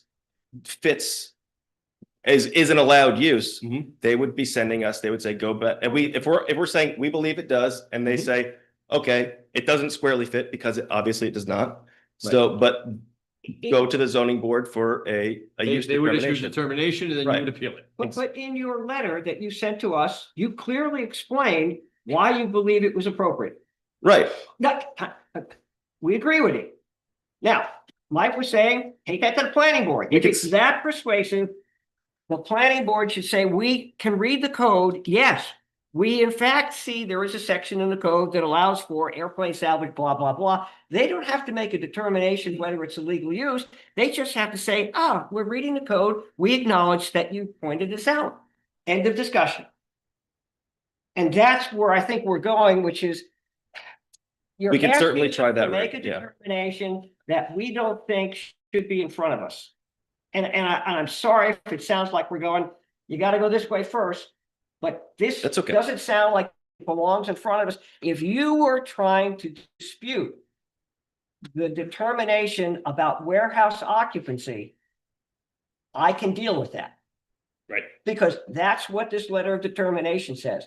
You've changed this and broadened it and made it a discussion about whether the use you would like is in the code. It is in the code. Bring that up to the planning board and say, it's right here. Read it. Yeah. And that's what we'd like you to approve. I think just as the business of Sky Acres has evolved, our understanding of these issues has evolved. And I will confess that at the last meeting, I was focused on what is the principal use. And it did not, and I was challenging, I think when you were speaking, I was challenging you to demonstrate to us that this really is the principal use, or is this like, somehow you're trying to fit a square peg in a round hole, or, and so you put in some effort to persuade us this, but the more at least the more I'm thinking about it, is saying like, how do I determine that just from you're saying things like a large part is devoted to this, or a large, like, it just seems like I'd want to know specifically. I mean, Yeah, if you were to just drill into it, you would want the financials to basically see exactly what percentage of the business is X, what percentage of it. with these If that's photographs, what this if that's doesn't the look way we like were looking, right? salvage parts in here. It looks like it's a warehouse from a real retail shop. A bunch of tan bins there, that's all used. But Right. back Right. to the simple point. I understand what you're saying. Somebody, I'm not sure who, submitted an application for a warehouse. Yeah. And you're saying you don't know who it is, but somebody did. Okay, whoever did that, it could go back and apply for the uses that are identified in the code, or you could skip going back to the code enforcement officer and just go to the planning board and say, these are approved uses. We would like you to apply those to the building that we have. Yes, Thank you. yes, we can do that. Well, So- and that's what I We, think. we can do that. So it sounds like that's what we will be doing. Know where you're coming from. Yeah. It feels like we're presuming a decline there and therefore we're here. So can't we just get that so that we can sort of go? And you would like to flip flop it. So What I don't we're saying is I you don't need a persuasive blame you. argument that we believe May not need either a use. persuade the code enforcement officer or the planning board, Mhm. and coming to us first is not the No. appropriate first step. Okay, He's not. understood. Because we are supposed to respond to this letter of determination, and that says warehouse. Okay, If you are challenging Simply warehouse, Determining this, that's easy. yeah, I mean, Fast done. if you're challenging his determination as a warehouse, we could do that, okay. but that's Right. not what you're doing. So we will, if we do get in front of the planning board, and we end up in a situation where we're having the same conversation and they're Mhm. talking about sending us back to you guys. I would suggest this, excuse me, if you get to that point, maybe the best thing to do then is that we have some kind of a conference with planning board people I agree. Yeah. and the code enforcement. Okay. Yeah, I'd officer. like for it not to, you don't have to take the full scenic route. Yep. That would be, And even if if the answer is no, that at this point, the applicant just needs an answer. So, and I understand that. Right. That answer's not coming tonight and we got to try another avenue. So, And we're not telling you that we're opposed to what you're trying to do. We're just saying the venue that you've chosen to try and get where you're wanting to go is not what we're comfortable with. understood. Maybe just see the August. Yeah. that's right, I promise I'll put it. No, you right can, back to you can have it. Apologies to all of the Read other the first applicants. sentence on and the the- last sentence, into the relevant ones.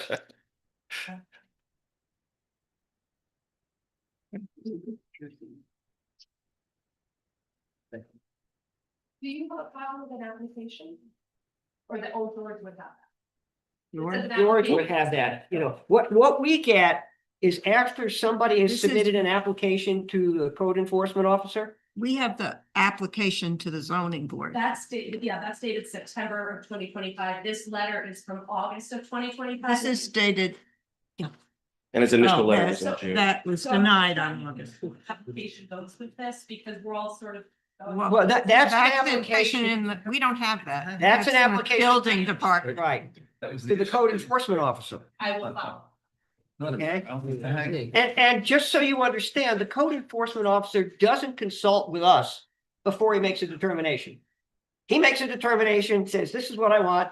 If you don't like this, you have the right to come to us and say, we don't like this answer. We'd like you to look at it. And so it says he denies the application for use as a warehouse, and we say, is that what you want? And you say, no, that's not really what we want. Well, okay, then you've got to make an argument to either the code enforcement officer asking for something other than a warehouse occupancy, or go to the planning board and say, it's in the code. We're not asking you to make a decision whether it's legal. It's in the code. We just want that applied to our building. Thank you very much. Go to the planning board. That's what it sounds like. Yep. And, you know, and as Jane said, if you would like to invite a discussion between the zoning board and the planning board, I think we would be more than happy to try to Thank you. support you. So we're not throwing you under the bus, but we're not comfortable with you. I understand the Using position this venue. completely. So, And as a suggestion, Mhm. if you're trying to make an argument that salvage repair and whatever is a principal use, you might want to have some documentation, as Jane said, you know, more than just what you told us, which is, yeah, it's a lot. Give us some, and Mike said, you know, you might want some business records, something that would demonstrate that that use is a principal use. And it's not all retail. And I think that would be helpful to you. So I don't think you've wasted your time. I think what you've done is you've refined your argument coming to us, and we're saying, now take that argument and use it with the planning board, with a zoning. are we Code able enforcement. to, in an effort to, not start at square one, are we able to adjourn this to a date in the future, perhaps a few months out, so that we can reconvene with the building department and make sure that, Well, we will hold the application in abeyance. Okay. Until, and we Yeah. don't even have to set a date. I mean, right now, it's still here, it's open, and for the public hearing, does that need to be adjourned, or is that, if, I don't even know if there's people here to speak on it, or? I would say it is adjourned until future notice. Okay, Would we have to renotice typically if you're adjourning, the public hearing needs to be adjourned to a date certain to make, I don't- otherwise you have to renotice and all that. why don't we make the motion? We will table discussion until we hear back from the applicant. Hear back from the planning.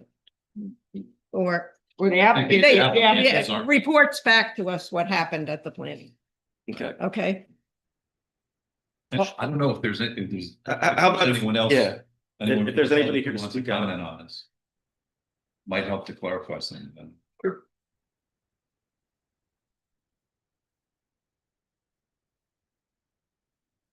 Oh. Yeah. Hey, thank you. My name's Ursula McPherson. We own the hangar right. Just only because we have to have this on Oh. video is the, is. No. Okay, thank you. But this, okay. Anyway, we're the owners of number 35 Styles Way. And seeing how this is going to the planning board, probably my questions will go to the planning board. One of my concerns is Styles Way, the actual road. Okay. We've never figured out who owns that road. And because Sky Geeks is a mail order company, there's tractor trailers coming down that road. There's UPS and FedEx and whatever all day long coming in and out. It's a lot of wear and tear on that road, not to mention all the employees that are there. I think about a dozen, 12 cars coming, going, lunchtime, whatever. According to the Declaration of Restrictions, which I have right here, which are all the things that the hangar can and can't do, one of the things is that we, the people who bought the plots from Ginny Style originally in the late 90s, we are responsible for the maintenance and repair of Styles Way, which I think, considering Sky Geeks is a mail order company with all this traffic day in and day out, I don't think it's fair. We should be responsible. I have to correct, they have never charged us. However, if the airport were ever sold or whatever, they could obviously hold us responsible for those costs. And that's a major concern I have about the whole thing. Help me understand what you're getting at. Right, so the use of the road has increased dramatically because of Sky. Right, exactly. Yeah.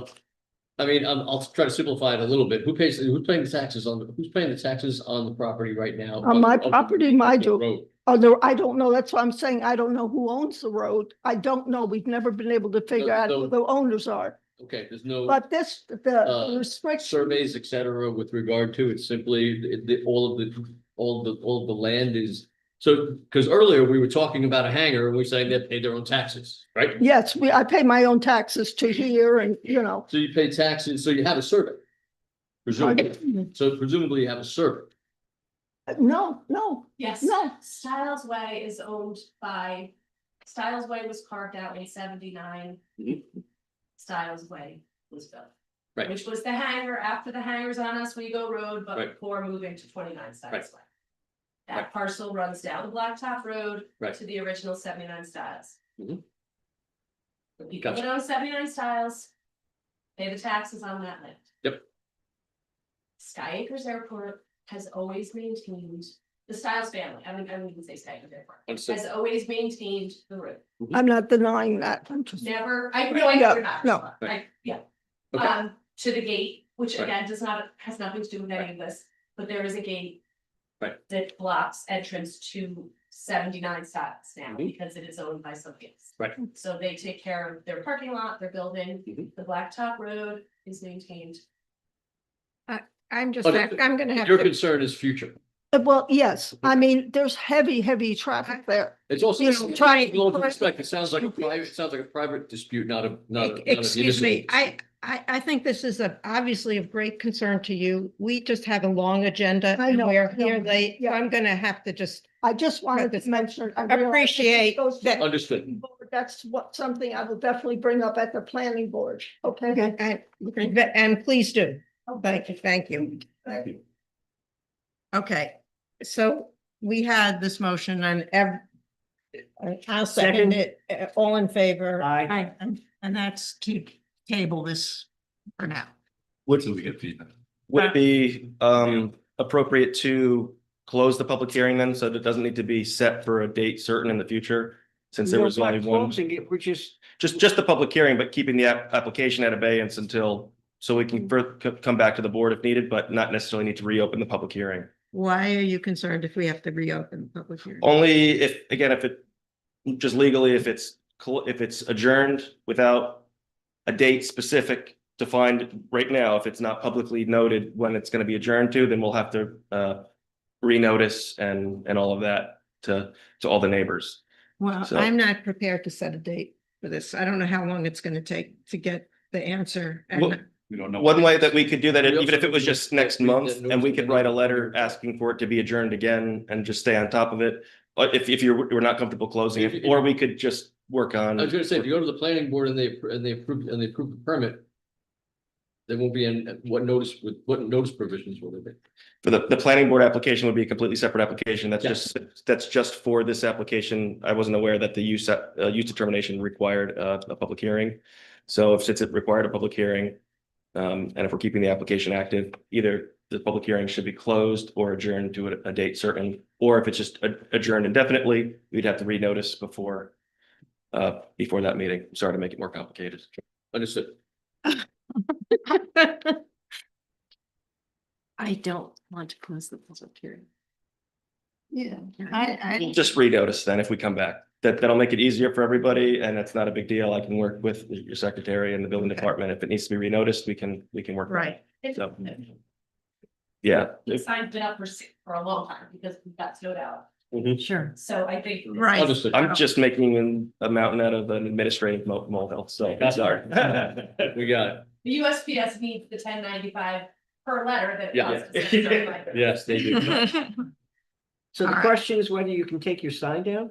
No, no. No. I withdraw the question. Signs under 4 feet of snow. Yeah, right. That- You won't see that. You'd have to really want to see it. Okay, thank you for your patience. Thank you, And thank I you board for hope your you- patience and your time. Leave with the impression that we're trying to help you. We're really not trying to make it difficult. I think that's clear. No, I understand. This is not an easy.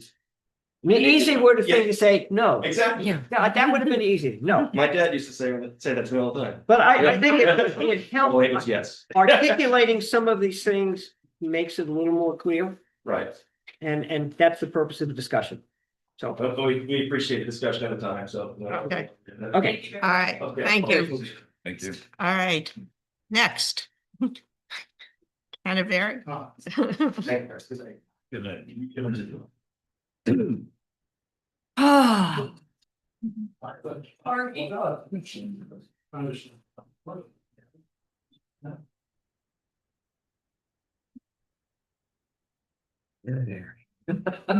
My goodness.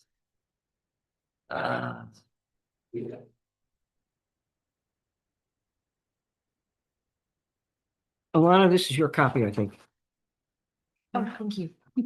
Yeah, and No, mine got scribbled all over. This is somebody Oh. else's. this is, Okay, that's yours. and also when you're finished with those pictures, send them back to me, okay, Mike? Yes. The one, okay. All right, let's see if we can cut to the chase.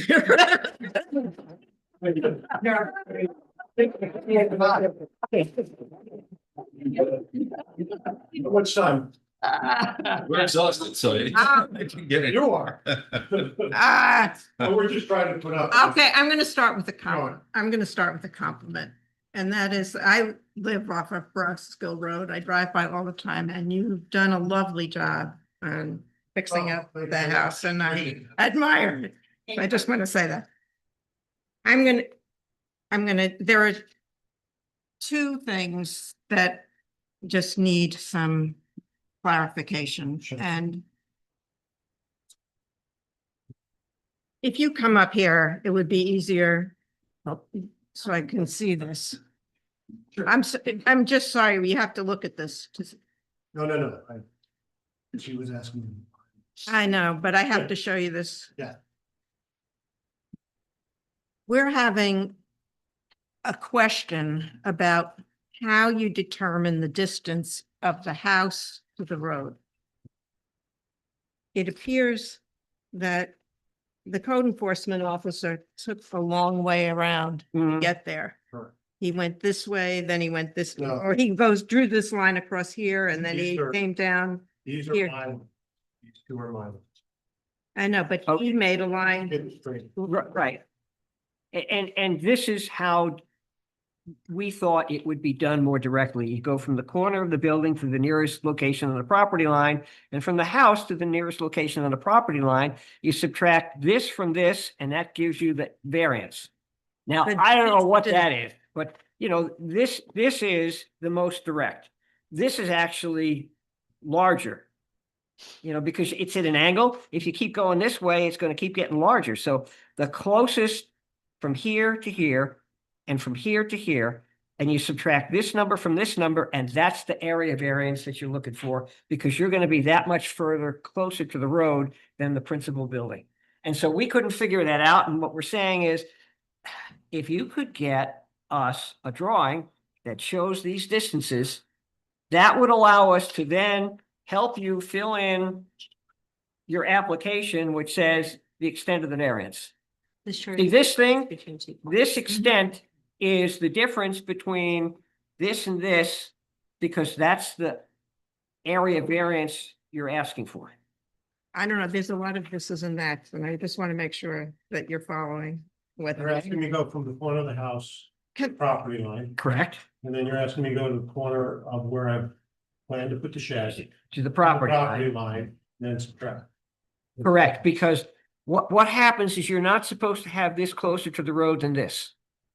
Correct. You're gonna have it closer to the road. And the question is, how much closer to the road is it going to be than this? Yeah. So if you know this distance, let's say it's 30 feet, and this distance is 60 feet, then you're going to be 30 feet closer to the road than what you should be, and that's the area variance that you need to put in here. Okay, but it's not listed on your drawing.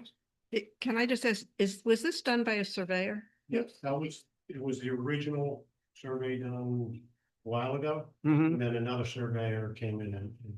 And did these two things? And what was missing was the critical piece of this line of how close that, And you know, I'll be honest with you, that's went off of what Bill and George were telling me to do. They said, get this distance, and then. no, but no, I'll tell you that this distance was relevant, although Will said it's irrelevant. Yeah. It was relevant because you can't be too close to the house. You have to be a certain distance away. So you needed to know this distance Yeah. to know that you didn't need a variance for. That was this. If you have a number. So Yeah, he put. much the variance. He said 35 feet. And That- we think it's less. And we think it's less than that, which is in your favor. So we're trying to get you to ask for the smallest variance that you need. We think he overestimated it.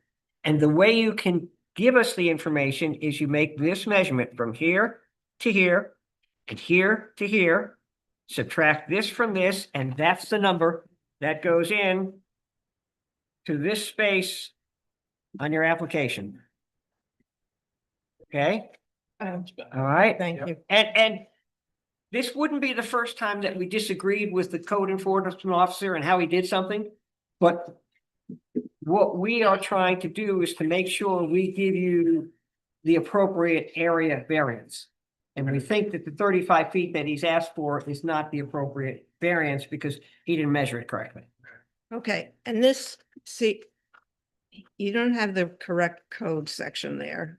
It's 17A4, and the extent is the amount of the variance that you need. So Okay. that's the number that we don't know. Okay. It's 210 I didn't know. I was just going off of the denial that's there. Right. And he incorrectly cited the section of the code, which you just simply Yeah, repeated. yeah. Well, Right. and he incorrectly cited it, so we're giving you the correct citation for the code. You could take this. Did, Cynthia, did they receive the revised letter? Okay. She said, meaning. Okay, so the revised letter. We spoke with the code enforcement officer and said, you cited the wrong section of the code. The applicant used the section that you used. Please fix it. So you'll find the new letter says section 210-4A. All right, and so that's what would go in where Jane showed you.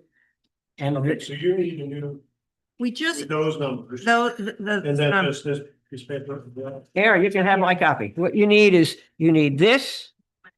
And you need this. You need these two measurements.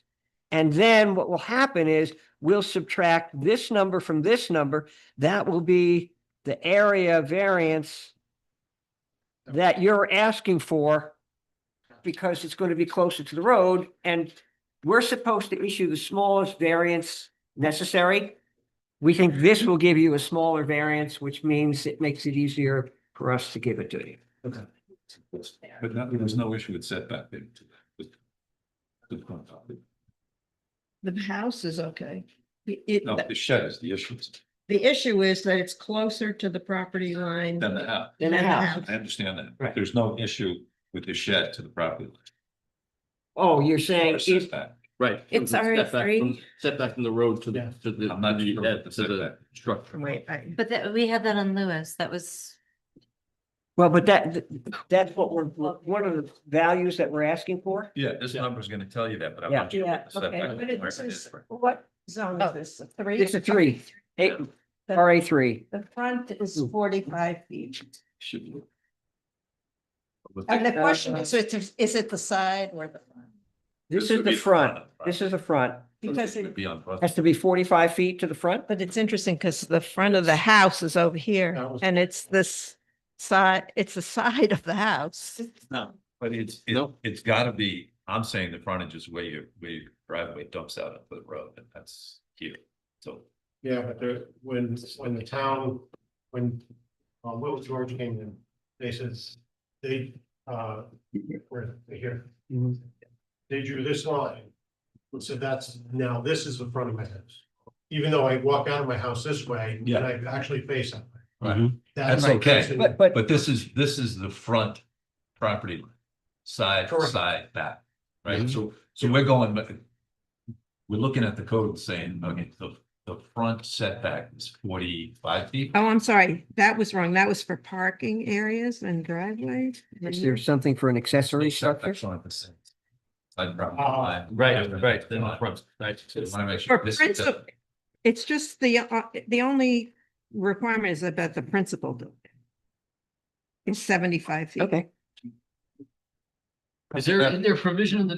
We just passed code the that says that side. there's Side secondary setback. structure? No, but Can't this be is, front. it is 35 feet. So wouldn't that Front presume is 40. the principal? No, I'm sorry, that I was reading for parking areas. This says the front is building is 75 feet. Wait. Wait, sorry, What John is asking is whether there is a minimum setback for an accessory building. for an accessory building. And there is not, there is just, it's just in relation to the principal building. Is, okay, I just have a quick question. Then is there a provision in the code that no accessory building can be in front of the primary building? It cannot, cannot. that's why he needs a variance. I understand. So, So then wouldn't, so I understand that, but so we only have to measure it, so regardless, I understand what John's saying, which is if there's a setback requirement, but we're measuring it to the primary building. And we're placing the accessory building in front of it. Theoretically, it's going to be inside of the setback, correct. Could be. Yeah. right? But that's okay because it's not the primary building. It's because that's why he's getting a variance to have this in front of the building. Yes. No, my question is whether we're missing, right? Yeah. One is, the distance from the building to the road, That's this right here. right? And Yeah. one is that the accessory building can't be in front of the main building. Right. But if And we're looking at this as the front of the building, then it's not in front of it. Oh, because we're calling the front there. Yeah, if Because we're we're, inside the if front. we're thinking of this as the front, then it's actually the side. No. That's. okay, but we're No, not, my point, I want to make sure that if there's two things here, I want to make sure what we're, we. what we're not doing that's- is measuring I'm setbacks. having a trouble with. This the isn't a curve. question about Yeah. setbacks. It's a question of how much closer is this structure to the road, to the property line than the primary building? I That's the completely question. get that, but I Okay. don't. I That is Might be misinterpreting the vote. I don't want, I just don't want you having to come back or sometime down the road, That's- sell the property. I'm thinking exactly. And say you need Right, variance. which is, oh, we thought it was this, but it isn't that. Yeah. I want to do this the right. Hey, way. wait, There's wait, one here. and So many people. And preferably once. Yeah. Right, right. It's like, no, I don't want to let Yeah. any problems. I want to do it the right way. Right. And here I am. Yeah, it's- The accessory. The accessory. Well, It's just. Not yet. when George and Will did this, they were not worried about, what they did is they. I they drew this line. I have code any idea why they provision, drew but it, now I don't see except what that it it- is. Oh, wait, but- do I have here. yours? Well, Wait, that that's is the mine. point to the property line, I don't fine, have yours. we're okay with that. This is yours. And then they said, this distance they were gonna use. Oh, wait, sorry, He maybe that took one is mine. this and subtracted it Maybe from yours. some measurement that he made here. It's Maybe in I an have- email to me. I have to. But he didn't say that there's a problem with the setback for this particular structure. If you just look at this code provision, 210, could you look that up? 210-17A4. I had it printed out, but of course I can't. find it. Yeah, I'm just saying it's not, it doesn't seem consistent. Right. Because we're putting sheds on the sides of buildings. And we're saying, okay, well, we just had one tonight. But that shed is not, it's not outside setback. So you need a variance. We granted variance. But the thing, why would that change for a shed? I understand that's in front of it. That's one concern, was the code. The code states that clearly, but the other concern has to be, is the shed. And I'm not saying the shed is out of compliance with Right. setback, but let's make sure it's not. Yeah. I think that's an issue. Okay. Yeah, I mean, presumably there's, because you can put the shed on the, right, right on the road Okay. with that lot, So- right? so- Which doesn't make any. The notice of zoning determination says you need to go to the ZBA for an area variance of 35 feet to place the structure close to the road. We're being asked to act on this. Uh-huh. Okay, and what we said is, we think this 35-foot number is not correct because I don't know how to, okay. Mhm. You're saying separate and aside from this, Yes. you're concerned that there may be something in the code that says an accessory structure can't be placed closer to the road Or any structure. or any structure. Mhm. I guess we'll have to double check that. Well, It wasn't And- flagged. And if in that's this- something we should be capturing in this, we should capture it all at once. Okay. Right, but I would ask if someone has this, you could look this up. And it just gives all the requirements for accessory structures. Well, the problem And- is that when you look up accessory 210 structures in the code, it doesn't give you the 210-17A4.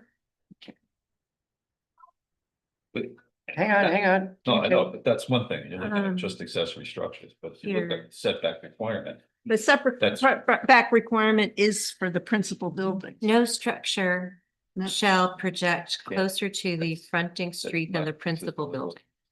Then we say you can put a shed anywhere within a setback. That doesn't make sense. I'm sorry. No such structure shall project closer to the fronting street than the principal building on the lot or the required front yard setback for the zoning district within, that's a different zone.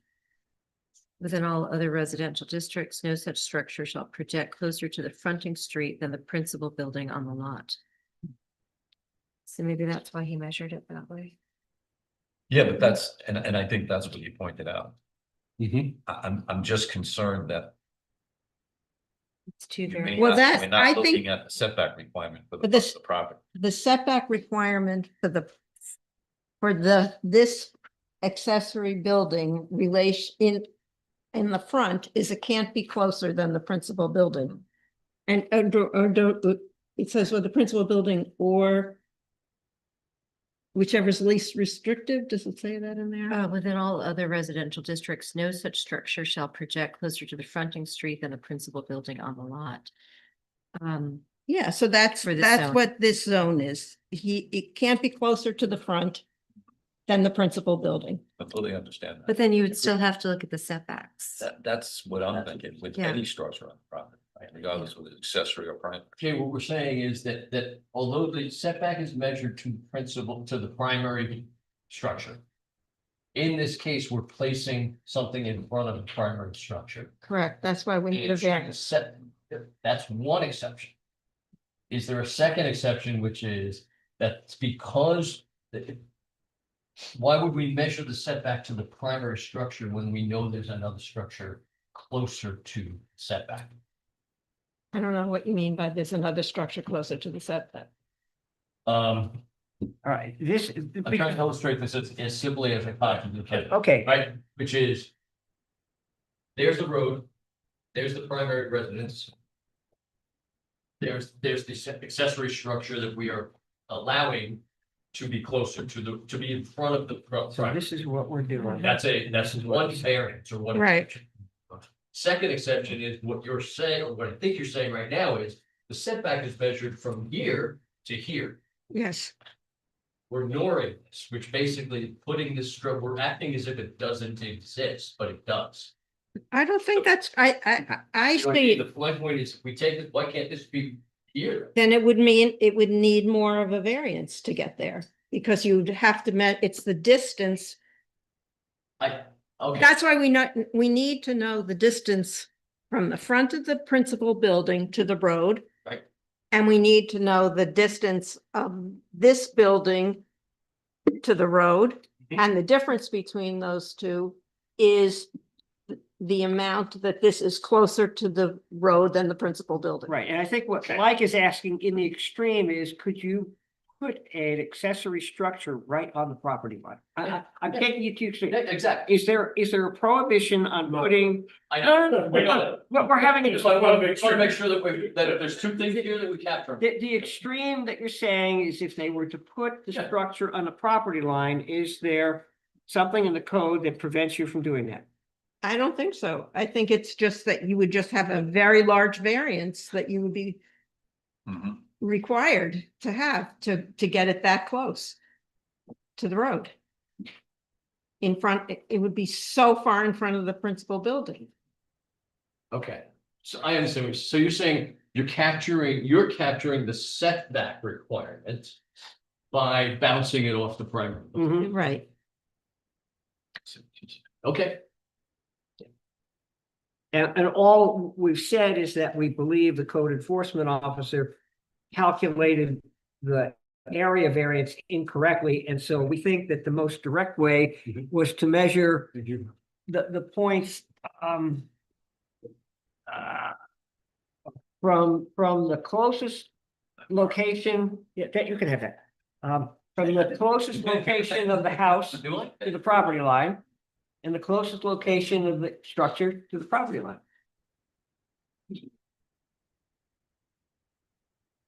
See, here, well, this is RA5, we're not in, this is 3. It's already three. Okay, so that doesn't apply. No, Because I was gonna, this says, I think this says what I was saying, can't protect. Close to the front. Sort of the front or require front yard setback. Or the setback. zoning. right, and it doesn't. So it doesn't it's apply in three. 3. Yeah. Okay.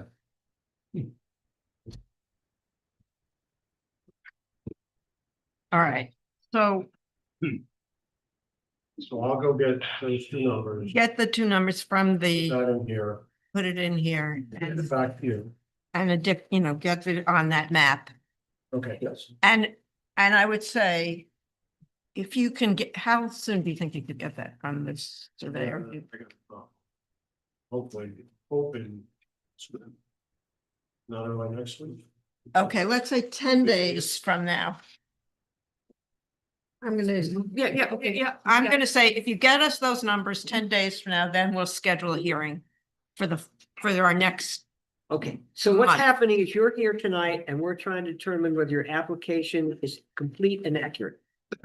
Then if it is, we schedule a public hearing to determine the substance of whether or not to issue the variance.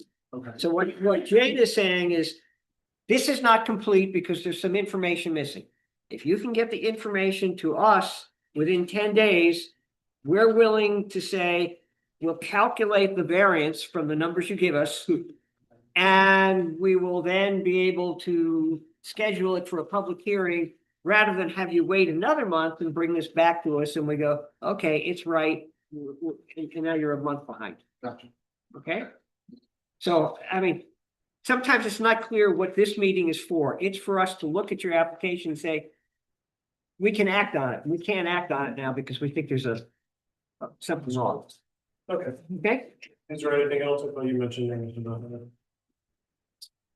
No, I think that was it. I don't know. There was something else.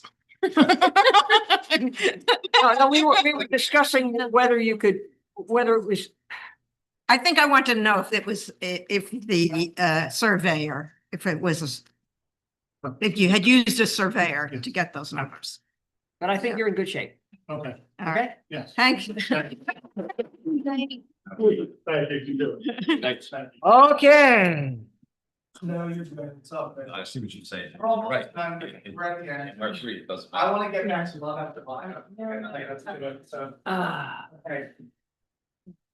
Okay, Oh, yeah. All right, Right, we're gonna need this, I think we'll make it simpler than it has to be. well, wait till you hear. Oh, no. that was. Okay. Saying something about. Good night. All right, good night. Good night.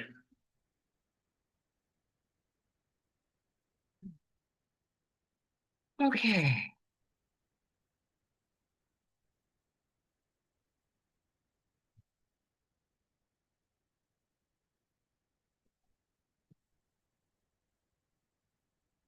Okay, I know they're having a great time out there. Yes. They're friends.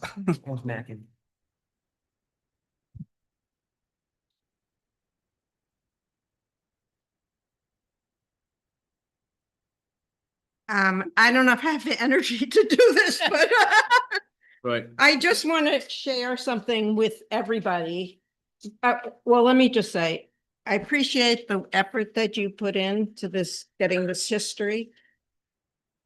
I'm not sure that the history that you've given us would help to make applicable the the exemption for historical exclusion, which I used the word grandfather clause before, Mhm. but and I'm sorry, I don't have that. Historical exemption is another term that has no racial connotation. Okay, For some people, grandfather does. okay. But I need to, and we'll get into that in a moment, but I want to share something with the board members. There, in the code, there's a section, Article 4, which is called Area and Bulk Regulations. Section 21011 is the district schedule of area and bulk regulations. And that's where they refer to the district schedule and they say that's where all the standards are for setbacks. And then there are additional specific standards and requirements for special use permits that are listed in 21056 and 21058. The very next section is 21012, and it says existing lots of record. Nothing contained herein shall prohibit the use of an existing lot of record as defined in the definitional section, and we could get to that in a moment, of less than the prescribed lot area, lot width, or lot frontage for the district in which it is located, provided that each of the following criteria is satisfied. And I think if we all look at that, this would be an existing lot of record. An existing lot of record is a legally existing lot at the time of the adoption of this chapter. This lot is hundreds of years old. I mean, and this seems to suggest that if it's an existing lot of record, you don't have to be bound by the bulk area regulations. I mean, the question here is that you can't have an accessory apartment unless it's have at least 2 acres in this district. And that seems like a specific lot size requirement that is exempted by this existing lot of record. I don't know if anybody is following this. Because I know, but I'm just wondering, the application was made recently. right, and maybe incorrectly, because not being aware of this provision. But did the accessory apartment exist? This isn't about, this says you can do. This just says you can provide, well, you have to, I'm pretty sure in this existing lot of records is you can, as long as it's a permitted use in the area, you can do it notwithstanding the absence of the lot size requirement. If it's an existing lot of record at the time before there's zoning, I think. I was wondering if I could also chime in and say, I'm sorry. I was wondering if I could also chime in to that and just Please. say, the kitchen that I have is not an added kitchen. There was a kitchen there. I just renovated it. Right, that's not what. Okay, I understand. Referring to, she's saying, if the existing lot is there before zoning, then the requirement for the 2-acre minimum Right. is not applicable. Okay, I Which understand. is what you were asking for area variance. Right. In order to keep it, I was told Keep it. by the building department. Jane's interpretation is that may not be necessary. Oh, okay. I know you're disappointed. No, I'm. I know this, I'm just springing this on everyone, but I just really came upon it. I came upon it once before and then I came upon it again today. And I think it's distinguished from whatever the provision is, which I don't have in front of me right now, Is it? about the non-conforming non-conforming buildings or uses. Okay. If you had we were looking, was this a non-conforming use that continued? Mhm. I don't think that you have 2 kitchens, but you didn't have a separate use of a separate apartment continuously for the last 18 months. I mean, you didn't have it before, right? I mean, there was a break in what, Correct. if it ever existed, Right. it didn't continue nonstop till the present. I don't understand what you're asking, but it sounds right, but I don't want to overspeak. So what are you asking? What am I asking? If I had the language in front of me, what's the non-conforming use? I Are you didn't asking print if it out. the left side was always isolated from the right or? Was it used as an accessory apartment? I I mean, they might have had 2 kitchens in a house. don't know how they operated before I purchased the house. Right, and so unfortunately, you would have to establish how it was operated to Right, show that it was operated as an accessory apartment right, continuously. right, And I don't think you have been able to show that. right. So I am suggesting this may be a different way Okay, of avoiding the variance Right, now, required. my sense was this came up rather recently, you just discovered this, is it appropriate to refer this to council, and get a clarification? Since you have raised this and I'm not sure we can evaluate it here. Well, I think that makes sense, that Okay. we put this over for another month gonna be- and seek the advice of council of Of whether council, the. You okay. understand what we're. I understand. Trying to. I do, I get understand. through, So. I understand. You're trying to see if you could legally exempt it Yeah. for an Existing existing non-conforming. Yes. Okay, okay, Because Jane Yeah. recently found this. I understand. We haven't had a chance. We to didn't- run it by nobody legal, knew, right. The board had a chance to. Okay, I would be very You okay open. with that? I'm very okay with that. Okay, so, good. So we will put this over until next meeting, and we will seek the advice of council on the applicability of section 210-12. Sure. Awesome. Thank you. Okay, Thanks for bearing with us. and last but not least, Mr. Perez.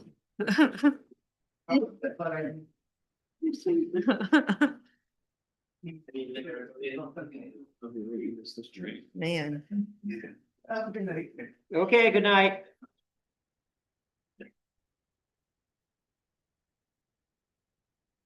How's everybody? Good. It's a tough act to follow. Yeah, 100%. All right, I just want to kind of just go through, make sure we have all the documents That's fine. in front of us. I And think the know that, only, go ahead. I'm gonna just note that on October 7th, when we granted the variance, there was a condition, Correct. and the condition was, I'm not gonna read the whole thing, but Mhm. condition 3 was that there would be a visual barrier of trees as a condition to the variance. Correct. And that the applicant shall hire an arborist or horticulturalist to prepare a landscaping plan designed to screen and protect the views of neighboring properties and take into consideration the objectives and standards for screening and buffers areas set forth in section 21037 of the town code. You would give us the plan, and then we will make a final decision approving or deciding as to which species and how many must be planted. Correct. I understand at first you gave us A letter from the arborist. a letter from the Correct. arborist, and then we sent an email to you Saying it wasn't enough. saying it wasn't quite what we were looking for. Correct. And then you submitted to us a new plan and a contract with Correct. Alpine Tree Service. And Yes. Certified arborist. it's December 31st. Yep. And I'm gonna, I know that you're a concerned neighbor, and have you had a chance to look at this plan? Yeah. Okay, so as I understand the plan, that it is to plant 10-foot arborvitae. Is that correct? Correct. Along the property line. Correct. And starting So, even with the house. And Correct. coming down towards the road. so I'm in contract with that right now with Alpine because they told me at least a good 10. I mean, right now with all the problems I'm having with my neighbors, I mean, I just want to create a visual barrier overall. I know they have problems with the cars and everything. At this point, I'm just trying to make life easier for them and me. Alpine said, you know what, if you want these arborvitae trees, they'll grow faster, wider, taller. And I think they're proposing a 10-foot trees to be planted at the beginning, if I'm not mistaken. And then I Yeah. think they grow 3 feet every year or so, if that's the information I was given from him. From that perspective, I said if we could do at least a good 10 trees, if I get in contract with that, I will be putting trees. It's not like I'm not. The plan was supposed to make it simple, to be able to be affordable. It's costing me a lot more than I would want to. Honestly, I mean, if you want a visual kind of species of how things are gonna look, it's gonna cost me way too much, and it's just too I'm much. not asking for that, right? Okay. I mean, somebody else may. I'm not asking for that. I Okay. just wanted to just finish going over what we received. And I also want to note that we received a letter from George Okay. Cole Yep. earlier. When was that? I thought I printed that out. Of course, I don't see it here. This one here, This memo? this building department memo. Yes, and where he recommended the same. What giant arborvitae is what he recommended. Giant. And so my question is, in what Green you've giant. got, it says 10 arborvitae. Correct. And the question, are they giant arborvitae or just? So within the contract, it should tell you the height they are, No, right? Tell me that. That's why I'm asking you. Oh. In the contract said, install 10 large deer-resistant arborvitaes on the right side of the house. Trees are 10 feet in height. That's Water their on height. roof falls and backfill with organic. Correct. And then I look at the drawing and the drawing says 10 arborvitae trees to be planted in the spring. And so I'm just asking, are they giant arborvitae or a different species? So it's a great question. This is why you submit things to us. Yeah. because We'll ask questions. That's fine. And the giant arborvitae are designed to grow fast, be large. Perfect. And so I was asking that question. You can go back and you can ask Alpine, Correct. what it is. And that would be helpful to know. Perfect. And so they've given you a cost estimate, but you haven't told them that they should go ahead yet, have you? So I'm in contract with them. Legally, I am. At this point, I've signed off. The only thing is, again, if you're telling me that the tree needs to be specified more clearly, I can talk to them. And then obviously my costs would change. There's a term misunderstanding. Okay. I hope there wasn't a misunderstanding when we said you have to submit a report to us and we approve it. Okay. Okay, notwithstanding the best of intentions. Gotcha. What the condition was is you submit the report to us, we consider it, and then we give you Okay. approval. All right. And so, this is a good first step. I applaud you for that. Okay. You may have gotten just a little ahead of the cart Okay. before the horse. But, All right. we can deal with that. I see what you mean. Okay. Okay, Got it. and I think one of the things that we will be interested in hearing is the reaction of your neighbors to this particular proposal. Of course. And so, maybe this is a good time. If Wait, can I ask a question from? Sure. Who's responsible for this drawing? The Alpine. Why did they choose to put the trees there? That's the right side. So again, in terms of like No, with that's not what I'm asking. When you have the 10 trees here, why did they space them out like this? I mean, there's so little information here. It's kind of hard to tell Mm.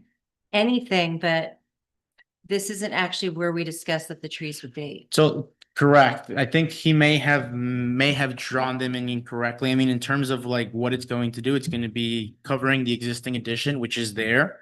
And then further down the line in terms of covering visual barrier. This doesn't, because their line of vision comes this way and it comes this way. So within, So that actually isn't going to obstruct their line of vision. so within their lines of vision, there is some trees already existing. So it's like from a point of there's trees there already, it kind of just follows where it starts. But there's no way of putting existing trees on a survey. So there's trees there and I'm sure There my are neighbor plenty of could ways of confirm. putting existing trees on surveys, Okay, but well, I Yeah. didn't do the drawing, that's why. okay, also in the contract, there isn't anything about the watering and the maintenance. That looks like that completely comes to you. I didn't establish that with them, so I do apologize. If you want, I can, actually, it says Alpine tree is not responsible for watering post planting. So I guess that is all up to me. Yes. Yeah, Mhm. I would feel better if there was some form of irrigation. In terms of like, you want me to put sprinklers? No, I want you to make sure these trees live. No, of course, I would want them to Okay. live too, as much as how much money I'm putting into it. Yes, I would love them to live. And I would be watering them, of course. would a condition, Alana, be that they have to be watered and maintained, and if he wants to install an irrigation system, that's up to him, but they have to be maintained, and if the trees die, they have to be replaced. I mean, is that where we're trying to go with Well, this? I'm sorry, I was just peeking here to see the rest of the proposal, because usually when you plant, often when you plant trees, there's something about what their warranty is or their guarantee if the trees die. And here it just says that, they're living and that, Says no guarantee on tree, plant or general landscape safety. Right. Well, I guess that's something different, yeah. But No, but I that's think it. what you were hinting at in the first meeting is that not only do you have to plant the trees, you have to maintain them. Correct. Absolutely. Yeah, no, and if the tree, if you have a tree that dies, you have to replace it. Yes. With As a something condition. comparable. Yeah, okay, I'm just trying to make sure I understand where you're going. Now, I am going above and beyond, obviously, because it wouldn't be 10 trees, obviously. It wouldn't be as many. So, Well, these are 10-foot trees, and depending on how wide they are, because arborvitae is quite slender. And depending on the variety, they might not actually get much, wider than your 3-foot circle. I mean, that's why it's kind of important that you specify the variety. But I feel like there just isn't enough information. Okay, I mean, I can make a present to my arborist. I mean, again, I can't tell you how these things work. I told him this is what's happening. I gave him your language in terms of what you gave me first or what I gave you guys first, and I said, that's not enough. He goes, okay, this is what I can do. okay. If you say that's not enough, then I need to know what's not enough so I can provide it to him. We could hear All from right. Mr. Pelosi and, But yeah, this will help us. I'm just. My sister's away on vacation, so I'm speaking for both of us because she sent me things and. I'm just here to concern because of. The repeat with the town saying, okay, and it gets screwed up. So I'm here to make sure. The trees are to be 6 feet over their line. That's what we agreed on, not on the line. That's what George told me, and here comes George again. I know you don't like listening about his name anymore. But George told me there's a 12-foot buffer on each side of a line that is in a buffer zone. And now, when I So brought you're it up saying here, 6 feet is in the middle of the book. huh? So you're suggesting that 6 feet, the 6 feet is important. It's the Correct. middle of the buffer. When I built my house, I planted pine trees 20 years ago, white pines. Mine are 10 feet off the line, so drip edge does not go over onto the existing property. So that's what I spoke about. So put the 6 foot is center of the 12-foot buffer. You don't have to worry about coming over on existing property or all that crap getting in later on down the line. And then I'm reading the first thing from Alpine, and it says that the trees appear in good health. There's 3 trees at the end of the driveway, which there wasn't going to be any trees down there. The ash tree is completely dead. The ash borers killed it 2 years ago. There's no top of it, but we might trim that, it says. The apple trees on theirs, and there's no, I don't know what trees he wanted to trim on my line, because there is no tree somewhere. But that was the first report from the arborist. Yes. Okay, which we said, isn't quite what we want, so, that was, you know, Well, if we can address the revised, yeah. proposal, that would be. Really Well, I helpful. figure it's all in conjunction because I went through this lot line where they're builders. Yeah. I like the people, but I don't trust them anymore. Okay. The house, mysteriously, nobody knew what 35 foot is when I have a string solid on my property line. You were there. George was there. All these people were there, saw this big red string. And again, and then I find out Unionville has no recourse for it besides saying, don't do it again. There is no fine, there is no recourse. So, and then we build a shed in the back, then we build a kitchen in the back. And now we are to trees, which I don't trust anybody anymore. Okay. Been sitting here for how many hours to go through it? So the second proposal, I wanted white pines because they grow fast and they're deer resistant. Arborvitaes are not guaranteed deer resistant. And they grow narrow. And I thought the white pines would be cheaper and do a better job. Mine have grown 30 feet in 15 years and they're about 25 feet around. Never had a problem with them. You go up Balch Road, Parliament Road, West Glow Mountain Road, everybody's got arborvitae's, bottom 8 feet of them are missing because the deer love them, just kind of like cedars. And if you look it up, it'll tell you that's their food of winter. And we do have a high deer population. So my deal is, I just want to make sure it's on a 6 foot off the line. And what she brought up in the end, I'm sorry, I didn't remember your name, but they're from the driveway up to the house, not mainly it's my sister looking into their bedroom windows. So it's not blocking the end of their house, it stops at the house.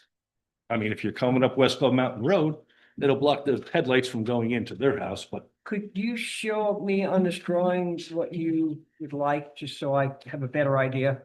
you were over there.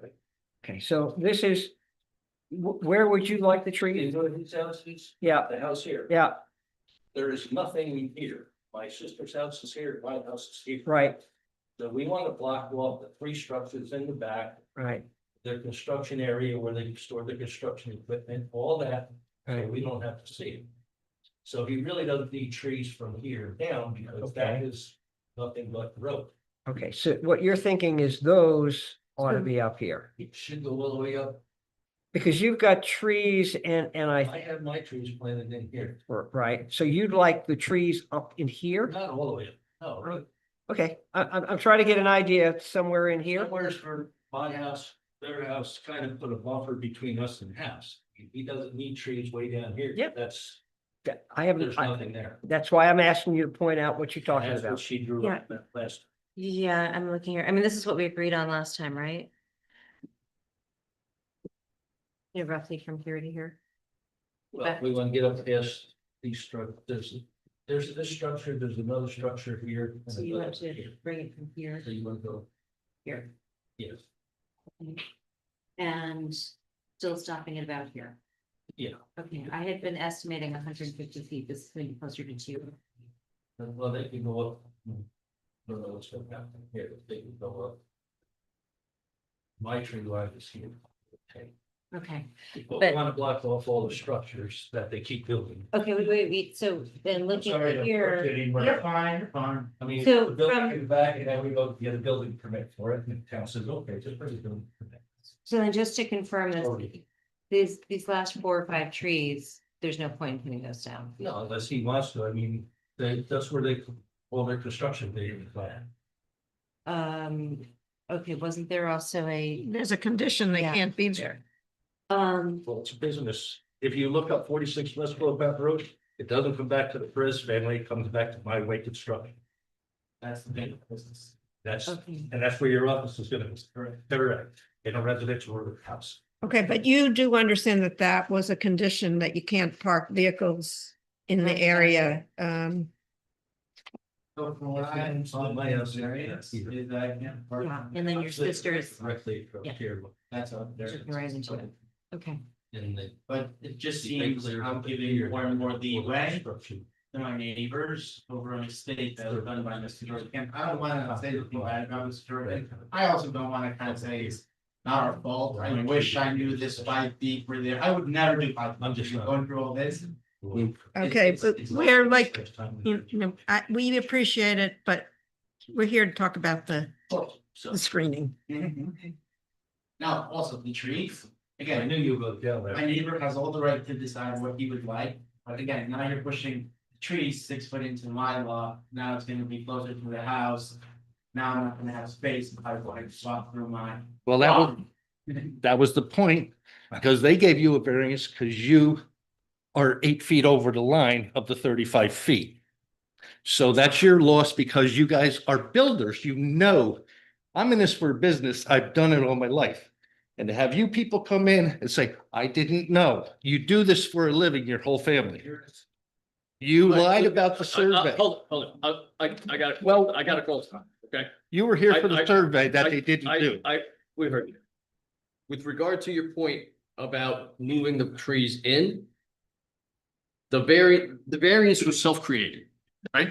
So anything that we require in order to in order to approve the variance. If that's going to be an inconvenience to you, that's unfortunate. But it is what it is. All right, it's a self-created variance. If that is limiting the amount of space between your house and the property line and the visual barrier that is going to be required in order for you to get this variance, and it is going to be required and it is going to be legislated, then that's them's the breaks. Okay, much better than having the variance declined and the addition comes down. Good. The George thing. Let's move on. And the only other thing we have is, Just was writing. was the height of the structure. For some reason, the last meeting, they said it was 21 foot. Well, it's got to be 34 to 36. It's at least that. It's 3 full stories. I counted the plywood, so it's about 34 to 36, and George came up with a number of 21. And there's no way you can get, What do you measure? What you're measuring from? you've got two full floors. And then the third floor is, how high is the ceiling in the third floor? Are you measuring, are you measuring So to the the top 12. of, so you're measuring to the top of the roof of the structure? Yes. It's actually a little bit below that. I Right. did pull it up. How I do you think do it's that like when the roof line 2/3. comes down to the floor of the third story, where they have the gables in it? I think it goes back to the collar ties. So you still got to be over 30 foot, because you cannot have a full 12-foot ceiling into the peak of that. Like my attic in my house, 2-story house with my attic is maybe 6 foot to the peak. They got a 12 on 1 or 10 on 1. So they got a 12 on 1 roof. What is it? 30 foot wide. So you're talking at least another 12 foot to the peak. It's true. Not that relevant, but when it comes to square footage and tell me that the house isn't that big for the, see, this all started with George telling me they were putting up a unattached garage, and that's the reason they put the breezeway between it. A 2-car or 3-car unattached garage with a living room and 2 bathrooms over top of it. Going the same way the house was. When it started getting building, and then we had to start coming over and getting files upon files to find out that is 2.5 times the size of the original house, then it got to be a problem. And then it just escalated from there. And sorry, George was useless. Came and met me numerous times and said, this is fine. This is fine. No, they're not. This is fine. And everything he said was a total lie. But it's the same thing with me. And- Patients that are Yep. good, fine, doing well, doing what you need to do. All right. So all I'm right, hoping the new, all I'm hoping, right. So this is hoping the not- gentleman that took his job is a lot better off at his job. Because I trusted George for years. I thought he was great, Right. Okay, but well, we're, these last 3 years were the most miserable between him and I. George played a game between both of us. Let me address because I want to make sure that we address whatever the concerns that you have. You have a concern about the height. You have a perception that it's X. We need clarification from the building department as to how the measurement was done and where it was and how the code calls for that Well, measurement to be done. it should be, No, I'm asking you to clarify. I want it to be what it is. I mean, I think he would too. His plans say this and George says this, and you can stand there just like George told me, they're 35 off my line. When I have a string there, you can face off 35 feet Mike, and it's only 28. do we need to know this? I think the only thing in front of us right now is about the screen. Okay, If I. but you people agreed on the 21 foot the last meeting. That's what we're saying. I'm not I sure don't that, remember I that. don't think any of us are aware of what you're talking about. It was, Was. it got brought up for some reason last meeting and they said, oh, yes, it's 21 feet to the top. And and I think it was in the minutes. We were asked to do was It's in to. it's in the emails. Which Let me, amount? let me quickly rephrase. We were asked to consider whether to issue a variance for the building being 5 feet closer to the property line than what it was allowed to be. That's what we were Yeah. asked to do, okay? And we said, all right, And, we could deny the variance. You asked me what we could do. We could and I deny the told you variance. you wouldn't tear it down. So don't Deny go the there. variance. You are not in going to which- deny them the variance and make them tear down a 3-story house. Here's what happens. I've been here long enough to know that. If we deny the area variance, Mr. Perez can't get a certificate of occupancy, and that's a problem. He can't use the building. And we said, that seems pretty extreme. Are there some measures we can take to try and address your concerns that the building is 5 feet close? The trees have nothing to do with that, yeah.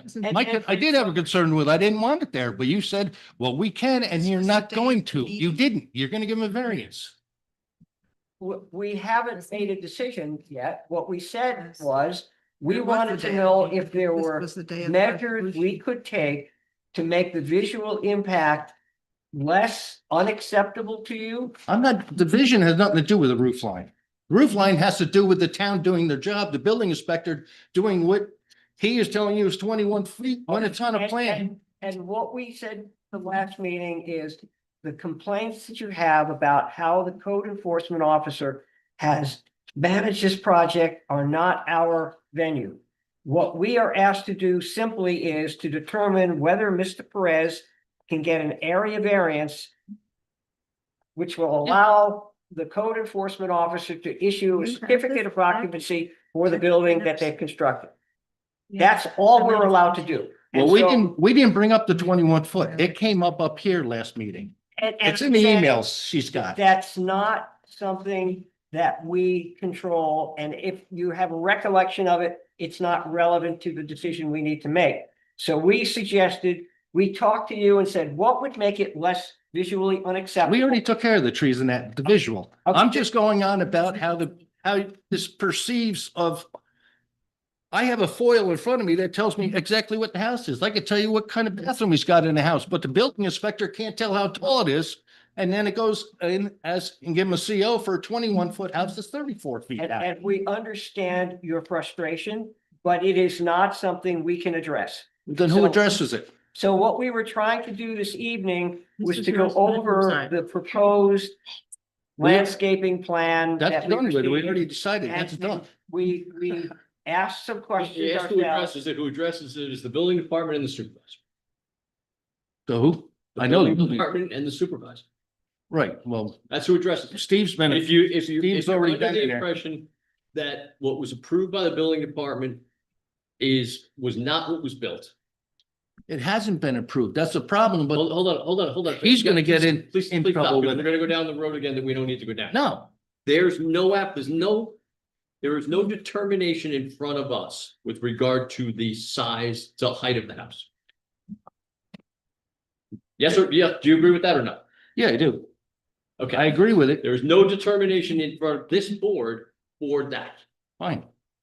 which is why we don't want to spend more. But it came up on your tonight. table, the last meeting, it came up on your table. That's what we're saying. Okay, I it didn't may bring have it come up. in the course of I'm the- correcting what you guys It- agreed it- upon last meeting. Hold on. It may have come up in the course of the discussion, With regard to. but as tonight indicates, a lot of things come up in the course of the discussion that are not relevant to the application. Well, With the it determination. went around And in we're discussion, but trying we were just trying to very, correct it very tonight. hard to hear all of your concerns and to try to address the situation you're in. We're not unsympathetic to it, but we can only solve what we can solve. Just looking to see if there's. But I'm telling you, what we're saying to you is if you believe that the I'll building drop it. is Just bigger let than it go. it should be, I you don't can care. raise it with the building inspector, or the supervisor. I will, well, I'm hoping the new building inspector is a lot better than the last one. Cause George did nothing. He screwed that, he screwed us, and then he disappeared from town. He wouldn't, last time we came over here, he walked away from us. So, Mr. Perez, what we as the board need to do is to consider what you proposed. You've heard some of the things that we've discussed. We'll get back to you. Arborist. Yeah, Said, wait, that's it. Well, I think he's better off with white pines to take the research. I think they're gonna be cheaper for you. They're gonna grow faster. And they're gonna grow what? And you can space them out farther, so you need less, and they're gonna be a lot easier to maintain. okay. Now, Mr. Perez, what I would ask you, The Bell Pine, very good. Everything what I would ask you to do when you speak with your arborist, is white pine spread out a lot. Right. Now, depending upon where they're planted, you may find that they get a little too close to your house and have to be taken down, which is why the arborvitae might be better because they're taller But if you stack them closer together, you can block the view from another point, but not have it encroach on your building. So you might want to have that discussion before you change anything in here. The first question was, is it giant arborvitae? And question is, all right, how large is the base of a giant arborvitae when it gets mature? I don't know that because that's not my specialty, but you've given us something to work with. And you might want to ask, and if you get some information, you might want to share it with us as well. I mean, I've gotten, more or less, you probably just made it assume that way, and I got a general idea now with the screening. And- Not wanting to see anything, but. And I recognize planting 10-foot trees is very expensive. Okay, you could plant 3-foot trees and say they're gonna grow. I got that. So I'll give you credit for starting out by trying to plant larger trees, but if you can give us some more information on the arborvitae, what kind it is, and then arborvitae versus white pine, that would help us. Or better yet, a mixture of trees. Well, I think it's important that you walk down the property with Alpine, and what you've learned here today, you tell Alpine and say, this is what I'm trying to do with this tree. I gotta block the view from this house and this house. And then I think you're. I've got it right. I've got to be inside. I got to Issues. come inside of the property line, right? I have to block the view and I need to cover from this area to this area. And to Alana's point, right? I think she did a good job of moving where those trees need to be and sort of demonstrating where they should be. But look, I think you understand what we're trying to accomplish here. And I appreciate. And I think it's really important that it be taken very, very seriously. And actually, I want to make sure that you have a copy of what, Yeah. yeah, But the only thing I wanna make sure is the 6-foot buffer neighbor's asking for, from that set in stone, do I have to talk to the building inspector and see if that 6-foot actually exists? well, actually, we talked about that. Who was asking for the 6-foot buffer? George explained to me and ma'am. And I don't know, well, Lee did mine when I built mine, and he told us that George said there's a 12-foot buffer on every property line in the town that is you can't do anything with. I was And- told differently by Alpine, but again, so, you know what I mean? I'm going to go back to the 12 because that's on my notes from the meeting from October as we, I'm sorry.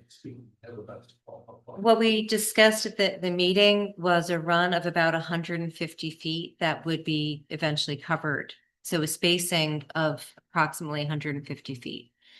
And that would be about 12 feet wide. So yeah, if you divide that in half for the buffer zone where you each get 6 feet, I think that seems perfectly reasonable. I know there's also overhang, the problem is if there's overhang from the side, will that be a problem in the future? Well, and if the concern is. Sorry, how do you mean overhang? You get trees. The canopy. Okay. Will 6 feet be in Right. a buffer zone, or will that be? So if your arbor says, look, you might want to move it 9 feet off the property line, fine, that's okay. There's nothing that says you can't come a little closer. Again, I think you need to discuss with the arborist the size of the tree, how large it's going to get, and if you move it in, is it going to encroach on your building, which I don't think you want it to do. I'm Yeah, also well, going to- very likely what he's gonna end up saying is the thinner trees are alongside the building and then you spread the trees and then the wider trees at the other side. As long as you're creating the visual barrier that we're requiring. And I'm going to strongly suggest that you stake out the trees before they are planted Yes. and that you all discuss it and come to an agreement beforehand, before they're planted. Absolutely. We can say. That's you. Oh, that's me. We're trying to help everybody play nice in the sandbox. I understand this is a very tense situation, but we are trying to see if we can make this better than what it would be if we weren't doing it. Okay, and so I think we're making a lot of progress. Okay, so let's reconvene on this next meeting. Staking out, walking the property, there's no, I don't know how long you guys are giving for the next meeting, or for me, for like, the plan, that fine. Others, I would like you to come back to the next meeting and we'll, about the staking out as something that's down the road. It's at the time of planting. Yeah. I mean, I don't know. But I think that you, Coming back on. I think that you should discuss though between yourselves, how long of a run so that you're properly screened. Because I had assumed it's approximately 150 feet. I did not measure it. But if what you are building is within view from their property, I think you need to respect that. And if it means that instead of 10 trees, it's 12 trees, then I think that's reasonable. I understand. Well, it is, once things are a little better in terms of snow coverage, all that stuff, almost done deciding. The thing I do is set a little, meeting with Alpine and have a meeting. Okay, and if you provide us additional information and it's enough for us to work with, you may not need to be at the next meeting and we can let Cynthia know whether you need to be here. I understand this is an imposition. You have a family. This is tough. So if you submit something to us, we'll review it and then we can go from there and we'll let you know if you need to be here. Okay? I just think if you say, enough, What, enough, I think it's done by spring. That's but you have an idea what we're looking for and we'll work with you. Okay? We don't want you to spend too much more money, but we're trying to get a sense of what will work. Okay. Are we done? Anything else? Anybody? Okay, going once? All right, thank you. I'm gonna move to, I don't think we have any other business, so Okay. close this Motion meeting. to adjourn? Motion to adjourn. Motion made. Motion made, second. All in favor? Aye. Hi. Yeah. Yeah.